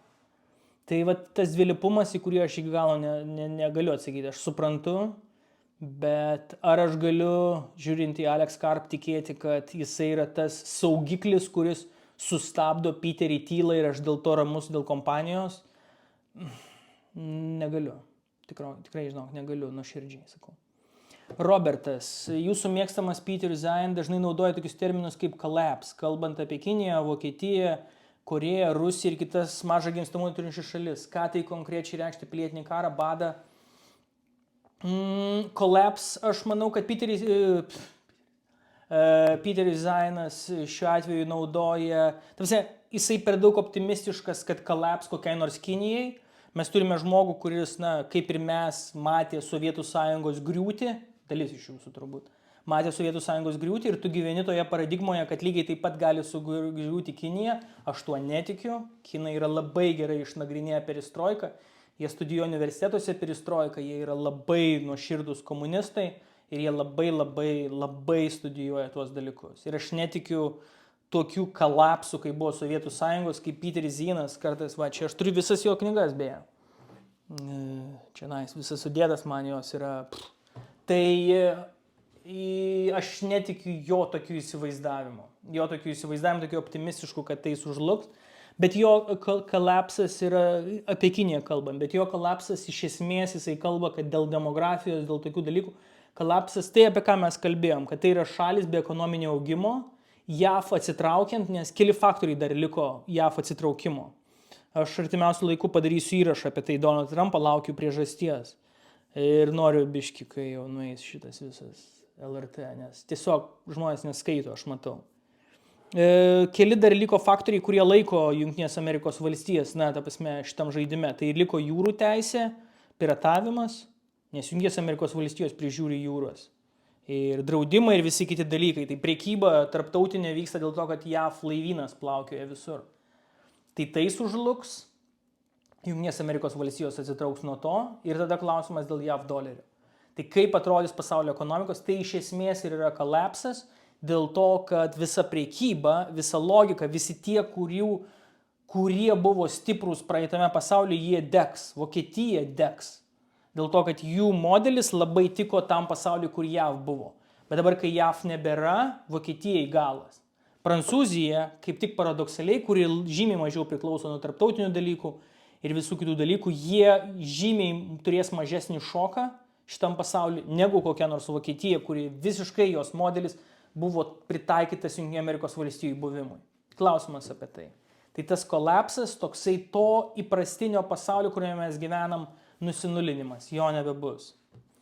Jo tokia logika. Kolapso. Renata, ar išsipildys Maskvos svajonė dėl ES išardymo? Ne, mes čia viską užsuksim. Jokių nebus čia mums pabaigų. Ane? Jūratė, apie Baltarusijos koncentruojamos rusų armijos karius. Jūratė, du faktoriai. Pirmas yra dėl to, kad daug infrastruktūros iš Rusijos pereina į Baltarusiją. Visi tie oreškinai, ten atominis ginklas tartum ten keliamas. Ir be jokios abejonės, kai tu keli tokius dalykus, tai ten automatiškai eina vis dar su žmonėmis ir infrastruktūra. Čia toks paradoksas pas mus kartais girdimas, sako, tai parduokit ginklus, ten neduoda kažkokių ginklų ar kažkas ten Ukraina ir panašiai, tai visada yra nepasakoma, kad su tais ginklais kariauja know-how. Ir tas know-how yra dažnai su inžinieriais, kareiviais ir visokiais kitokiais dėdėjais. Kariauja ne tik geležis, kariauja ir žmonės važiuoja. Tai tiesiog į Baltarusiją ramiai juda Rusija, Baltarusija ramiai tapo nuo 16 metų. Jų įsigaliojo, čia ne tai, kad konservatoriai atvedė ir dabar jau čia priklausomas, o dėl to, kad jie 2002 metų yra bendra valstybė, o nuo 16 metų yra panašiai, kiek aš prisimenu, bendra kariuomenė. Ir Baltarusija iš esmės yra struktūroje kariuomenės dalis Rusijos, de facto, tik ne de jure. Ir rusai ten tą infrastruktūrą dėlioja ir automatiškai su infrastruktūra ateina ir tie žmonės, kurie aptarnauja infrastruktūrą. Ir tai yra žinutė mum vakaram, kad tartum žiūrėkit, mes artėjom. Mums nesiseka per Ukrainą artėti, tai mes bent jau per Baltarusiją artėjom ir darom jų spaudimą ateičiai. Tai yra čia tai, ką mes kalbėjom, kad kažkoks pasiruošimas, tai jau yra žinutė vakaram, pabiški darymas spaudimo ir žinutė siuntimas. Žiūrėkit, mūsų infrastruktūra artėja prie jūsų ir kareiviai artėja prie jūsų. Jūs ten biški nusiraminkit. Ypač dėrybose ir panašiai. Saulius klausia. Jei statytumėt lažybų kontorą, jūs asmeniškai išsilaikys Europą prieš JAV ir Kiniją kaip geopolitinė jėga, ar liksim paraštėse? Gal skaitėt knygą Sapiens ir turite nuomonę? Oi, tai aš daug knygų esu skaitęs. Jo, Sapiens man patinka. Man patinka tokios, kurios truputį kitaip žiūri istoriją. Aš tikiuosi, kad nuvažiuosiu dabar, atsijungsiu, nes supratau, kad to nepadarysiu. Tai sakau, per sesijos pabaigą prašau aš, kad viskas pasibaigtų, LRT atsilaikytų ir mes uždarytumėm tą temą ir aš galėčiau mėnesiui pasislėpti nuo visų, grįžti ir aš tikiuosi, kad tu man užduosi klausimą būtent panašų, nes aš noriu sukurti dar kitokią mūsų pasaulio mąstymo, supratimo logiką, kas šiandien vyksta. Turiu savo versiją. Man labai patiko Sapiensas, aš turiu dar vieną. Ir aš ją noriu išvystyti, kad tai, kas vyksta, yra individualizmo kova su kolektyvizmu. Tai tiek apie knygą. Esu tikrai skaitęs daug. Dėl ES, Kinijos ir jav. Galbūt tai yra mano wishful thinking, bet aš esu įstikinęs, kad atsilaikys. Dabar jinai neatsilaiko dėl paprastos priežasties, jis nėra geopolitinis faktorius. ES buvo kurta, kad jinai nebūtų geopolitinis faktorius. ES buvo kurta, kad jinai padėtų Jungtinėms Amerikos valstijom kovoti šaltąjį karą prieš Sovietų sąjungą. Ir Jungtinės Amerikos valstijos iš Europos ir paėmė geopolitinį faktorių žaidimą, saugumą, tam, kad tai būtų tiesiog instrumentas padedant kovoti su šaltajame kare. ES buvo taip sukonstruota. Dabar jai reikia iš naujo persikonstruoti, kad jinai būtų faktorius ES, kad jinai taptų geopolitinis faktorius. Jinai turi tapti kitokią savo struktūrą. Tada jinai gali tapti geopolitinis faktorius. Bet aš tikiu, kad jinai atsilaikys. Europiečiai tiesiog per daug turės ką prarasti. Jeigu Europa tampa 2,7 ir mes nebeturim, ta prasme, mus suvalgys po vieną. Ir tiek dar sąmoningumo europiečiai turi.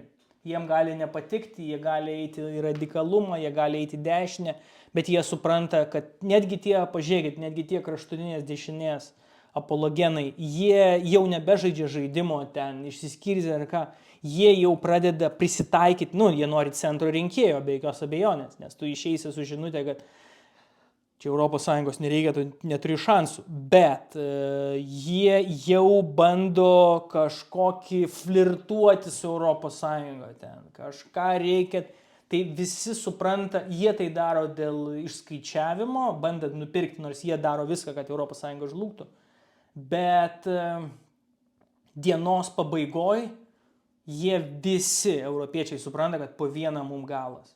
Jie instinktyviai tu supranti, kad tapsime viskas. Ta prasme, Hollywoodo blockbusteris. Ir tai labai labai stabdo ES griūtį. Tomas. Skaitmeninio eurų ir skaitmeninės valiutos ateitis, kuri grandinė realiai gali būti panaudotas skaitmeniniam ES ar kuriama nauja. Aš savo knygai apie ateitį, nes mano vienas skyrius bus be abejo apie valiutas, ir čia susitikau ir Lietuvoje su dėdėmis, kalbėjom panašia tema, ten platesnė. Aš pasakysiu tau atvirai, Tomai, aš iki galo neišsigryninu atsakymų iš tą klausimą. Nematau konkretaus dalyko, kad aš tau galėčiau atsakyti, kaip aš tai įsivaizduoju. Europa bet kokiu atveju link to judės, čia yra tai, ką aš vadinu covidinis efektas. Per covido laikotarpį aš mačiau iš arti matydamas, kaip tai viskas vyksta, tu supranti, kaip funkcionuoja dideli dalykai. Kažkas kažkur kažką padarė ir tada visi kiti subėga ir tada pradeda daryti taip pat. Supranti? Ne dėl to, kad tai yra iki galo efektyvu ir tai yra sprendimas, bet kažkas kažką padarė ir mums reikia irgi daryti. Reikia kažką daryti, nes nieks nežino, visi įsivaizduoja, kad čia 300% ten gal žmonių mirs, ten eina visokių medikų prognozės ir tu kažką turi daryti ir tu kažką darai, dėl to, kad tu išgirdai, kad ten kur nors kokio nors įvedė kažką ir tada visi tai daro. Tai lygiai tas pats su šita valiuta. Yra toks dalykas, kad Jungtinės Amerikos valstijos darys kiti ir Europa be jokios abejonės darys, nes reikia daryti. Tai yra ateitis viena ar kita forma, be jokios abejonės, bet kaip tai virs kūnu ir kokia platforma, kokia grandinė, aš dar nesu pasiruošęs tau atsakyti, tikrai nemeluosiu ir neblefuosiu. Galbūt kada nors mes ateityje prieisim prie šitos temos, kai užsigryninsiu, bet kol kas, Ir netgi su rimtais dėdėmis kalbėdamas apie tai, aš neišgirdau tokio atsakymo, kurį aš suvirškinčiau ir sakyčiau, supratau dabar, kas šiandien vyksta. Tai tikrai neturiu. Augustina, kadangi domitės Kinija, tai norėčiau išgirsti jūsų nuomonę šio klausimu. Gyvenu Kinijoje ir man atrodo, kad Kinijos karas prieš Taivaną labai greit bus labai nepopuliarus. Dėkui, Augustina, labai wow, kad Kinijoje mane žiūri. Šiaip gaila, kad aš neblokuotas Kinijoje, čia toks biškiai man, toks per ego trenkia. Man tiesą pasakius, vienas didžiausių per ego trenkiančių, kad aš nesu oficialiai sankcionuotas Kinijos. Aš viską bandau daryti, bet jie kažkaip, man ego pasikabina ant sienos, kad galėčiau jums rodyti, kad aš esu Kinijų sankcionuotas. Man yra pasakyta, kad aš negaliu ten oro uostuose ar kažkur ten nusileisti, bet, dėl visokių dalykų, kad ten nepasibaigtų. Bet, oficialaus sankcionavimo, tai aš neturiu ir man tas yra labai per ego trenkia, tiesą pasakius. Pasirodo, tu žiūri Kinijai, tai aš net neblokuotas Kinijai. Tai truputį tranko per ego, ar ne? Jokiuosi. Kinijos socialinės apsaugos sistema yra paremta tuo, kad vaikai turi išlaikyti tėvus. Sveikatos draudimas nėra nemokamas. Už draudimą aš visą perskaičiu dėl to, kad tai yra įdomu, aš manau, jum irgi, kalbant apie Kiniją. Už daugumą paslaugų reikia sumokėti papildomai. Geresnis draudimas galimas per darbą. Suaugę vaikai privalo išlaikyti tėvus. Tai yra priimta įstatymus ir neišvengiama. Net jeigu vaikai neturi tėvų, net jeigu vaikai buvo tėvų neišlaikomi. Demografija atrodo staigų senėjimą. Milijonai žmonių senėjimos planas yra turėti sūnų. Būtent sūnų, žinokit, čia būtent labai svarbus faktorius, kad sūnų, ne dukrą. Dėl to labai buvo daug abortų. Žmonės darėsi abortus, kai jie galėjo turėti vieną vaiką, kol bus berniukas. Ir mes turime visuomenę, kur yra daugiau berniukų smarkiai negu mergaičių, nes buvo abortai. Net paskolos ir ėmimas parduodant tėvų turtą ar perkant būstą mieste, tada kraustantis gyventi kartu ir sūnus moka paskolas. Daug jaunų vyrų stoja į armiją, nes tai yra saugus garantuotas darbas. Kinija neturi tikro karo patirties savo amžiuje tarp darbo amžiaus žmonių. Jie nesupranta, kas yra karas. Berniukai Azijoje yra ypač mylimi ir gerbiami. Tai ne Rusija, moteris ten neprigimdys. Taip ką ir sakiau. Todėl staigios vyro mirtis reiškia milijonus labai nepatenkintų žmonių, kurie nebeturi iš ko gyventi ir vienintelis vaikas mirė. Žmonių, kurie būtų absoliučiai priglušti gedulo ir tuo pačiu metu liktų be jokių socialinių garantijų. Jie nebeturėtų ko prarasti. Reakcija būtų žymiai didesnė nei Rusijoje ar net Europoje. Berniukai Azijoje ir Kinijoje auga lyg maži Napoleonai. Jie yra ypač garbinami ir mylimi. Aš manau, jog Xi tą daro ir žino ir supranta, propaganda ten eina 200%, bet iš tiesų garas sugriautų dabartinę tvarką. Labai geras. Ačiū tau už klausimą. Jūs išgirdot nuotaikas. Čia yra puikus žmogaus, kuris ten sėdė pavyzdį. Iš jo lūpų. Pasakysiu tau taip. Aš įsivaizduoju, mano įsivaizdavimas taip. Vienu metu prieš kokius ten 1,5 metų, 2, ypač galbūt karo pradžioje, nes ką reikia prisiminti. Kad kažkas atrodė man karo Ukrainai pradžioje. Nes reikia prisiminti, kaip jisai prasidėjo. Aš visada sakau, kad tai Ribbentrop-Molotovo paktas. Xi Jinpinas išlenda iš savo bunkerio, prisiminkit, kad buvo dar Covidas, ir Putinas išlenda iš savo bunkerio, kur net Kabaeva nepasirodydavo. Tai ir koks Lukašenka, kad susitikti, ten pasėdėti stalo gale, jisai savaitę laukdavo viešbutyje pas Putiną, kad patektų. Jie išlenda iš bunkerio, jie susitinka pirmo olimpinių žaidynių dieną Pekino olimpinės žaidynės žiemos. Jie užsidurų durų kalba 4 valandas, jie parašo susitarimą dėl glaudaus bendradarbiavimo kiek įmanoma, ateičiai. Paskutinio olimpinių žaidynių dieną prasideda karas Ukrainoje. Be abejo, tai neatsitiktinumas. Ir be abejo, tai buvo sudylinta ir susitarta tarp jų dviejų tete-tet. Mano mintis, kad tai iš esmės, aš įsivaizdavau, kad klausimas, kad Xi Jinpinas leido, nes tai yra jo visiškai interesuose, silpnėja Rusija, silpnėja Europa, silpnėja Jungtinės Amerikos valstijos. Jiem tai yra gerai, kai kas vyksta.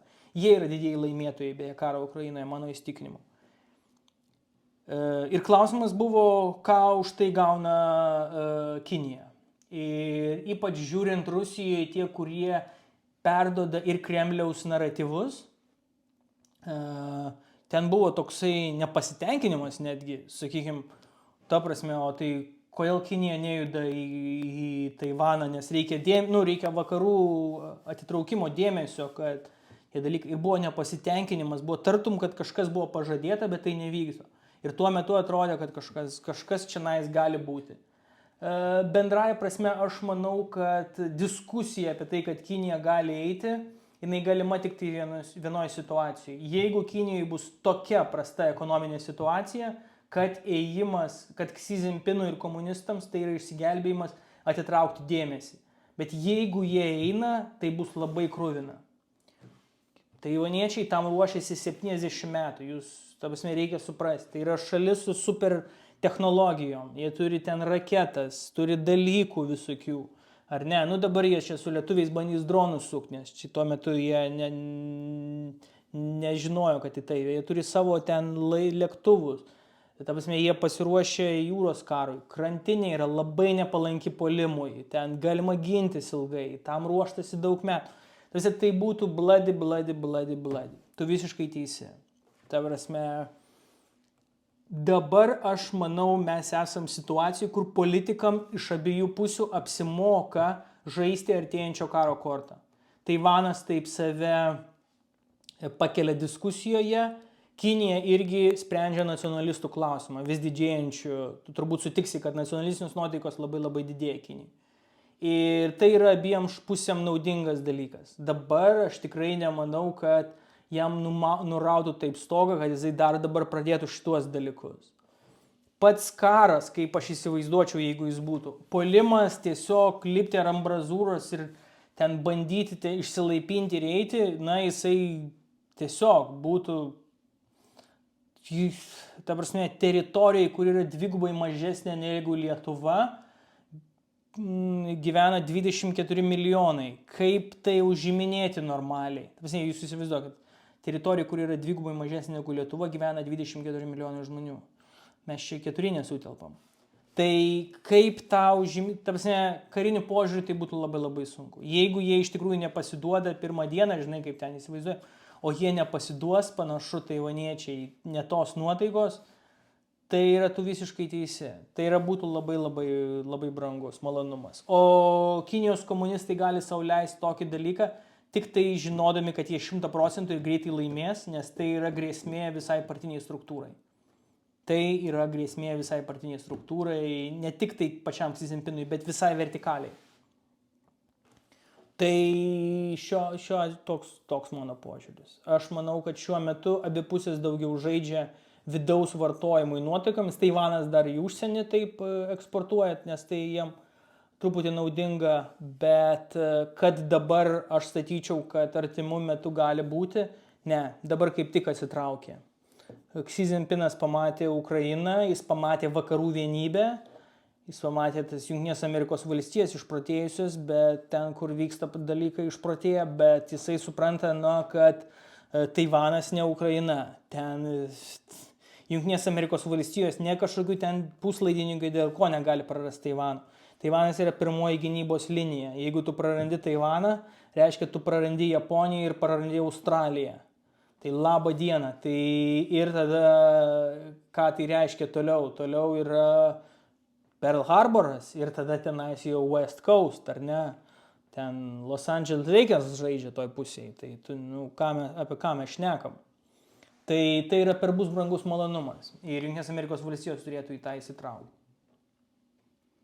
Mano įsivaizdavimas, kaip tai gali būti, jeigu būtų paaštrėjimas.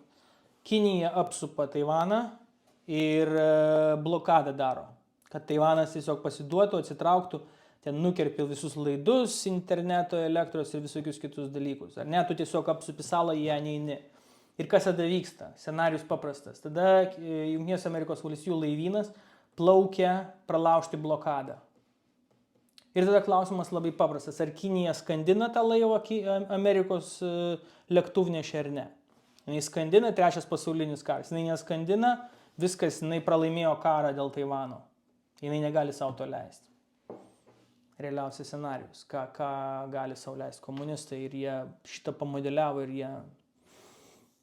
Goda klausia, ar bus ES Kinijos šokas, ar Europa yra pajėgi tai atlaikyti?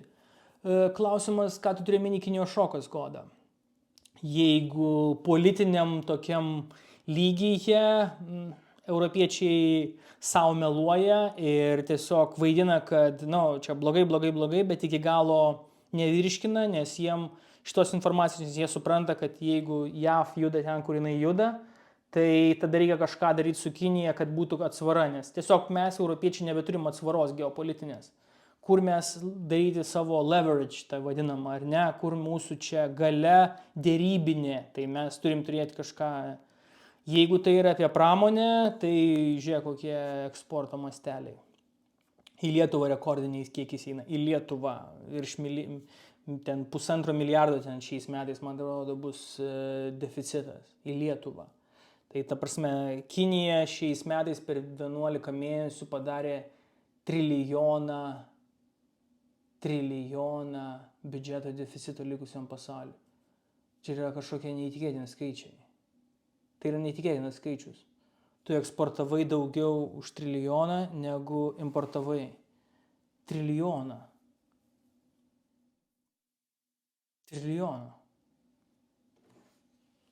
Kažkas vyksta nerealaus.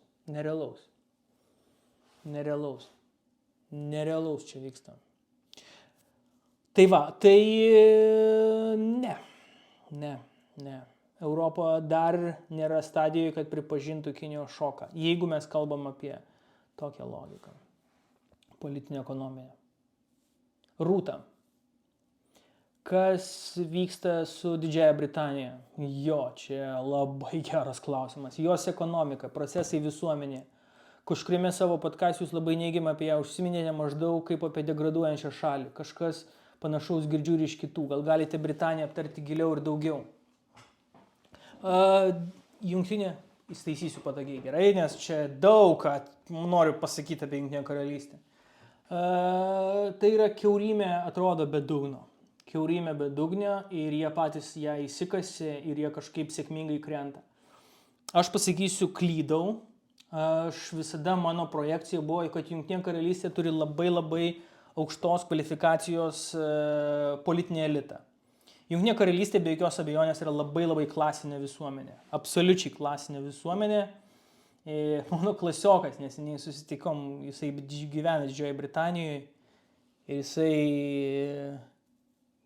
sakė, matai, aš negaliu patikėti, kokie Britai yra klasė. Tai yra klasės. Tu pažiūri, kurią parduotuvę eina ir tu gali pasakyti, kurio žmogus klasėje yra.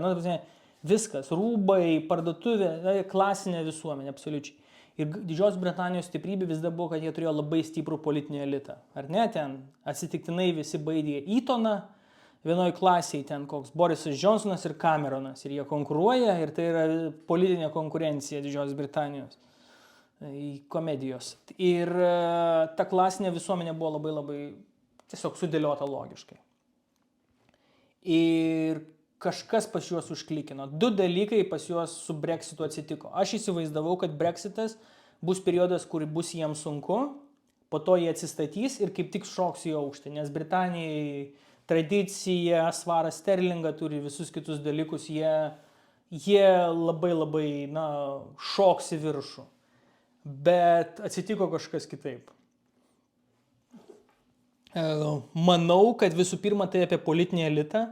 Jie nebeturi politinio elito. Tai, kas juos visą laiką gelbėdavo, tie labai protingai, geri paruošti bičai ir moteris, kurios ateidavo, tapdavo premjerais ir išspręsdavo labai daug dalykų. Dabar yra viens už kitą kažkokie juokingesni žmonės, kurie nesupranta, ką jie ten šneka, patys nesupranta, ką jie šneka, kažkoks vyksta nesuprantamo ir tai pereina per visas grandis. Apie ką buvo Brexitas? Brexitas buvo apie 2 dalykus. Pirmas dalykas buvo, kad von eitų lietuviai ir lenkai, važiuotų von. Tai man labai patinka, kai, žinai, ta prasme, sako, kai tu palaikai ten koks, jeigu lietuviais ten palaikė Brexitą, ne vieną kitą pažinojau, tai aš taip klausdavau, ar tu supranti, kad tai prieš tave? Jie balsavo prieš tave, kad tu važiuotum namo. Kad, ta prasme, kad tavęs čia nebūtų. Čia apie tai buvo Brexitas. Migrants home, rytų Europą, visi nafik, Lietuva nafik išspaldingo ir panašiai. Tai buvo vienas balsavimas. Antras balsavimas buvo dar įdomesnis. Antras balsavimas buvo apie utopiją. Grįžti į tuos laikus, kurių niekada nebuvo. Tartum, Europos Sąjunga yra tas stabdis būti Anglijai imperija senąją. Mes esam imperija, mes esam čia 200 metų, mes valdėm pasaulį, ten Indija, čia tralele. Ir va dabar čia Europos Sąjunga taip stabdo su savo reguliavimais. Ir jeigu jos nebus, mes grįšim ten pat, mes esam čia, žinai, prie pasaulio centro ir mes vėl make it great again. Buvo noras grįžti ten, ko niekada nebuvo iš esmės. Tokios imperijos, kokie jie įsivaizdavo, kad grįž, tokių galimybių nebuvo, nes tos imperijos jau seniai nebebuvo. Jie balsavo už šitos du faktorius, už imperiją, kurios nebėra. Ir čia yra labai pavojinga. Kai tu balsuoji už imperiją, kurios nebėra, tavęs laukia daug nusivylimo, nes kai tu gauni imperiją, kurios nėra, tu staiga supranti, kad nieko nėra. Ir tu nieko neturi. Ir staiga jie yra išmesti, ne tai, kad galybė, kuri skaldo Europą, kad jinai nesusivienytų ir ten tu visada su kažkuo esi tam, kad nesusivienytų, neatsirandų viena gale. Tu esi kažkoks Europos gale numestas kažkokia salelė, kuri not relevant, kažkokiais briedais užsiminėja, kur viskas, ką tu dabar gali patemti, tai būti offshore'inė zona, London City, kad ten veš dėdės blogi ten į kokius Kaimanų salas pinigus. Viskas. Kažkokios ten žuvys, dalykai, čia ne apie Britaniją, kaip jinai save įsivaizduoja. Tai kas vyksta Britanijoje yra identiteto krizė iš esmės. Britai bando susivokti ir kai susivokė, nenori to priimti, kad jie nerelevantyvūs visam pasauliu nusišvilpti ant jų. Jie įsivaizdavo, kad jie pasaulio centras ir čia dabar visi sužlugs, nes nėra jų ir staiga jie dabar pradeda suprasti, kad jie niekam neįdomus. Net Jungtinėm Amerikos valstijom. Jie sako, okei, mes jūs čia paglobosim, bet jūs ateinat į mus įsiliejat prastesniems sąlygoms negu kokia nors valstija ten. Keista, apie kurią nieks nežino ir net mokiniai nesimokina jų ten sostinės. Tai tokiam lygiai. Ir Britai turi su tuo kažką daryti. Jie ir nežino, ką daryti.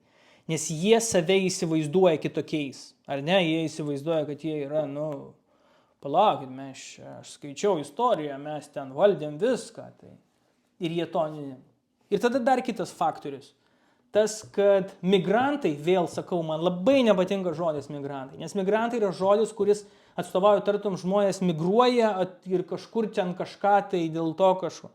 Tai buvo, lietuviai tenais buvo ne dėl to, kad jie tenais staiga atsirado, o dėl to, kad ten nuvažiavo vienas lietuvis, fabrike pradėjo dirbti, nes kas atsitiko? Ir tas fabriko direktorius pamatė, kaip dirba lietuvis ir sako, o palauk, o tu dar turi 5 draugus tokius kaip pas tave, kaip tu čia varai. Už tiek vasvaro tu čia taip pakrauni viską, tai gal tu atveš dar draugų. Tas atsivežė dar 5 draugus, tas atsivežė dar 10 draugų ir tas atsivežė 15. Ir staiga čia mes turim situaciją Didžiojoje Britanijoje, kai ten visi lietuviai. Bet jie visi atvažiuodavo, darbo dirbti. Darbo, kurio nedirbdavo Britas. Ir mes turim situaciją, kad kai tie lietuviai, varykit iš čia, iš Spaldingo, varykit, nes girdžiu nuotaikas, kosmosas ten, kas darosi Spaldinge, kaip tai atrodo, kokios ten mokyklos, kokios nuotaikos. Jie išvažiuoja ir tada jie sako, tai gerai, tada tuos lietuvius, latvius, lenkus pakeisim indais, pakistaniečiais. Sėkmės. Va tenais indai yra puikus darbuotojai, bet yra atvažiavo ir įdomesnių, kurie su darbu turi mažiau ryšio, ar ne, ir kurie neria kaip lietuviai. Nėra tokie pareigingai darbštus ir kad problema su jais tai, kad jie nuperka namą ir ten pakelia nekilnojamo turto kainą. Bet jie, būna ir įdomesnių kaimynysčių, bet iš esmės jie nori integruotis į tą visuomenę ir lietuviai integravosi į visuomenę. Mano sūnus ten gyveno, sakau, aš važinėdavau vos ne ten kas antrą savaitgalį į Britaniją, per Brexito kaip tik laikotarpis buvo.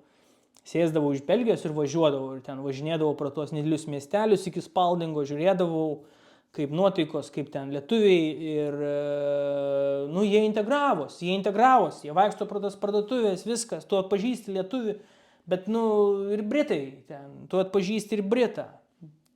Tas pats, ant to paties.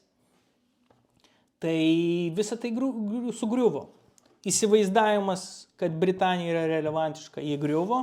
Politinis elitas, bankrotas, nėra jaunos, o tai turi klasinę visuomenę, kuri labai sunku ten prasiveršti į elitą dėl to, kad tu esi ne toj klasiai, o viršutinė klasė, skylė, tiesiog nėra asmenybių, jos nebeišugdomos, kurios valdytų valstybę. O į viršų ateina tokie keisti personažai visokie. Premjerais tampa ir tu negali suprasti, čia turim tai, čia premjeras jų. Tokios Britanijos su atominiu ginklu ir kitais dalykais.